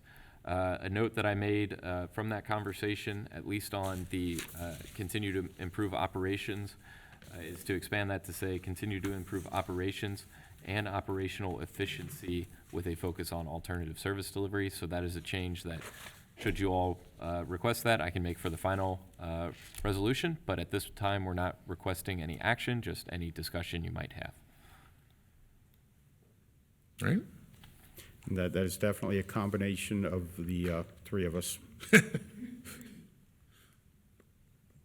All right, so not hearing any further conversation, I'll move to the next item. This is a motion authorizing the township administrator to execute an agreement with In-Town Suites. So I think if you all have been following our zoning cases, there's been a case before the BZA for quite some time related to a zoning certificate and some questions in zoning, some areas in the ORC that maybe aren't as clear as they could be related to their current operations. And so staff has worked through an iterative process with folks from In-Town Suites, came together to draft this agreement, which we think adequately addresses our concerns as well as some of their concerns, and hope that this provides a good pathway forward for all parties involved. And I would recommend adoption of the motion. I will motion that we authorize the township administrator to execute an agreement with In-Town Suites. I'll second that. Okay, discussions? Sure, and I did read through this the other day when I received it, and I believe we have a few guests here in the audience that took the time to come here this evening, and I very much appreciate that, because it sounds like the communication has improved dramatically from what it was a couple years ago. Yes, they've got different individuals in the crowd tonight from in town, from different parts of the country, including as far as Atlanta, Georgia. And to bring up the one comment from the citizen that brought up the pedophiles, you can't discriminate there to rent to a pedophile, correct? I'm not as well versed on that law. I just am trying to bring up what she said. I know that there is a distinction in the law related to sexual offenders that changed. I believe it was 2004. So a lot of the requirements that we hear about these days related to parks and schools and minimum distances for living did not apply to folks that were registered prior to that date. And so there is some confusion there for individuals not understanding why people can be here or there. And I say that in context of the backdoor neighbor to it being the school district, where Right. the Northwest Local School District administrative offices are located, as well as I think it's Passages. So. And this is all on the agenda, the agreement, if anyone wants to read it, and I see the updated information on the licensing, and all that is included as Exhibit 2. Yep. And I don't have any other comments at this time, except once again, thank you so much for taking the time to come here this evening. Yeah, thank you as well for attending. I know that over the past probably, 7 or 8 years, we've been working on incremental changes, which started the last 7 or 8 years with a reduction in police calls, police and fire calls to the facility, and I know that that's continuing to go down. One of the things I probably bugged Mr. Weckback to death on was the tax revenue, which I think we have straightened out in this agreement, and just to encourage the folks in town to continue with keeping up with the property improvement, property maintenance, and things like that. We have made, all three of us, a big goal is beautification and continuing to have our properties clean and well maintained, and we certainly hope that we'll continue with that at In-Town, and appreciate your help with that. At the whim of the president, I would ask, do you folks have any comments or questions? I was going to ask the same Okay. thing if they had anything to say, but. Thank you. May it please the board. I'm here with Chris Wilson from In-Town Suites. Hi, Chris. And we have been visiting Colerain multiple times in the last 6 months to meet with many folks with the administration, and just want to thank them for all the time that they spent with us to talk about what we're doing, what we need to do, and what we need to continue to do. So thank you to Scott Solman, my counterpart, the law director, obviously Jeff, Tiffany, Jared, Jeff McElvey, and David Miller. We've had many, many conversations with them to make sure we're addressing all the pieces that need to be addressed. We're looking forward to the continued communication with the township. We've made some other introductions yet tonight, and very pleased to be able to be an important member of the community and meet the goals of the township and do that on a move forward basis. happy to answer any further questions. I know that there was a question from one of the residents in the area, and unfortunately, I think she's since left. But if there's any concerns with respect to risks posed by any individuals at in-town suites, we want to have continued dialogue with law enforcement to ensure that we're addressing that. Because that is the angle I think that we're legally permitted to do as it relates to anyone who may be a registered sex offender. We cannot deny them entry as solely on the basis that they are a registered sex offender. But if there's any risks posed by them or by anyone else that may be a guest at our location, we want to be able to address that in a productive way in connection with local law enforcement. Okay. The important thing for me that you just said were the two words continued dialogue, and my hope is that continues with the township and in town. There are multiple things that we can do, I think, to enhance your experience here, enhance the folks that stay there, and we certainly want to pursue that. So, people tell me all the time the key is communication. I just want to keep those lines open, and I trust that we don't want to ever get to the point where we're sitting across from each other on a table again. We'll do it by phone and get the thing squared away. And I appreciate you guys meeting us on this issue and trying to help improve the status there. Absolutely. We're planning on attending the National Night Out and the Give Back Day. I know Jeff and I have already talked about that at our last meeting, and looking forward to doing those kinds of events as well, just to continue to have the less formal, as you're sort of intimating, conversations and that dialogue that can happen and the relationship that can continue to build in a productive and constructive way. You're very well spoken. Yes, she sure is. There's an organization that's related to the township called the Colerain Chamber of Commerce. I don't know if you've spoken to Mr. Moravec or not, but once he has your number, he will hunt you down. So. We want you to join and be involved. It's a wonderful organization, and I don't know how many members there are, over 100 at this point in the Chamber of Commerce, and we welcome all businesses to it, and it would probably give you a great opportunity to meet some of the other business owners, and working together we can achieve great things, and when we work apart we can achieve nothing. So just a little plug for our Chamber of Commerce. Absolutely. So. Thank you. Thank you.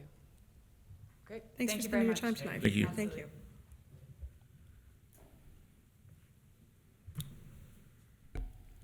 Ms. Ulrich? Yes. Mr. Unger? Yes. Mr. Waller? Yes. Thank you, Board. The next two items will be presented by Assistant Administrator Mays. Welcome back, Ms. Mays. She's getting her steps in too. Got flyer.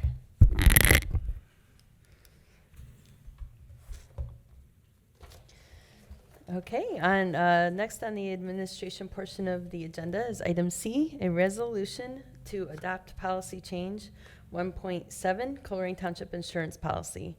This information can be found in your packet on page 67. So staff has been reviewing the township policies specifically in relation to our insurance. You'll see also the next item also is related to our insurance policy.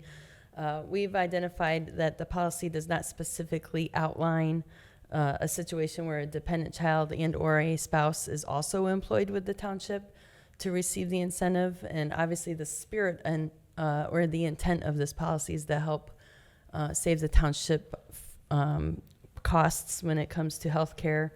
And in this situation where we're paying the spouse who also works for the township a spousal waiver to be on a different policy was not intended to be also the township's policy. So that corrects that language. So if the spouse or child dependent also works in the township and receives the township insurance, they will not get the incentive.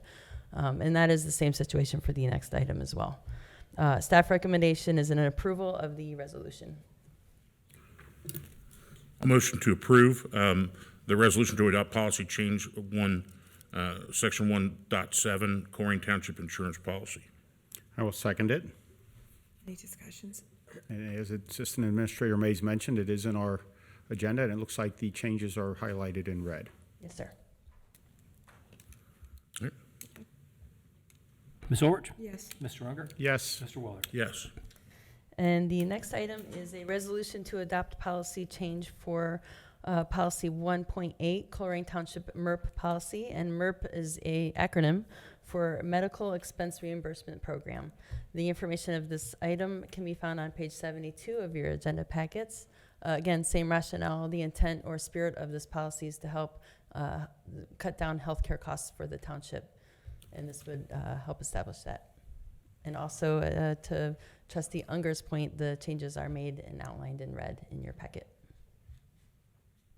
I motion that we approve the resolution to adopt the policy change 1.8 Colerain Township MERP policy. I'll second that. Any discussions on that? None. None. Ms. Orich? Yes. Mr. Unger? Yes. Mr. Waller? Yes. Thank you, Board. Thanks, Tim. Thank you. Board, I have no old business tonight. I have several consent items, which I'll read into the record here. So there was a contract I signed with HealthWorks for biometric screening at a cost of $300. A contract I signed with Clark Contractors that is for the restoration of the Groesbeck Park restrooms after some arson, and that is for $7,424.22. We had a donation acceptance in the Department of Fire and EMS from Kevin and Barb Keegan in the amount of $50 in the form of a Kroger gift card. A donation acceptance in the police department in the amount of $100. A new hire of a police officer, Melissa Abel, at a rate of $40.38 per hour. A new hire, and that's a police officer, Kellen Lyons, at a rate of $37.50 per hour. And a new hire of a school safety officer, Andrew Davis, at $35 per hour. And I would recommend adoption of the consent items. A motion to adopt consent items A through G is relayed by Mr. Weckbach and in the meeting packet. And I will second it. Any discussions? Yes, on item G, Mr. Weckbach, that is paid for by the school district? Paid for by the school district, and it is a part-time position during the school year. Okay, no other comments? None. Ms. Orich? Yes. Mr. Unger? Yes. Mr. Waller? Yes.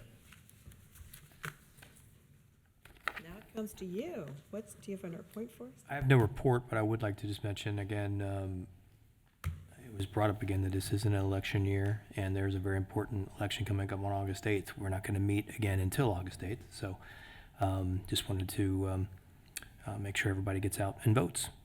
That's all. Okay, is there a need for an executive session? Yes, I would request a motion to go into executive session in accordance with Ohio Revised Code 121.22G8 to consider confidential information related to specific business strategy and to discuss negotiations with other political subdivisions respecting requests for economic development assistance. A motion to go into executive session with that, under that exception to the Ohio Sunshine Rule as mentioned. I will second it. Any discussion? And I do not anticipate any action when we leave executive session. Okay. So we will just come back and adjourn the meeting. When we get back. come back from executive session, there'll be no other action taken? Right. That's what I Okay. said. Ms. Orich? Yes. Mr. Unger? Yes. Mr. Waller? Yes.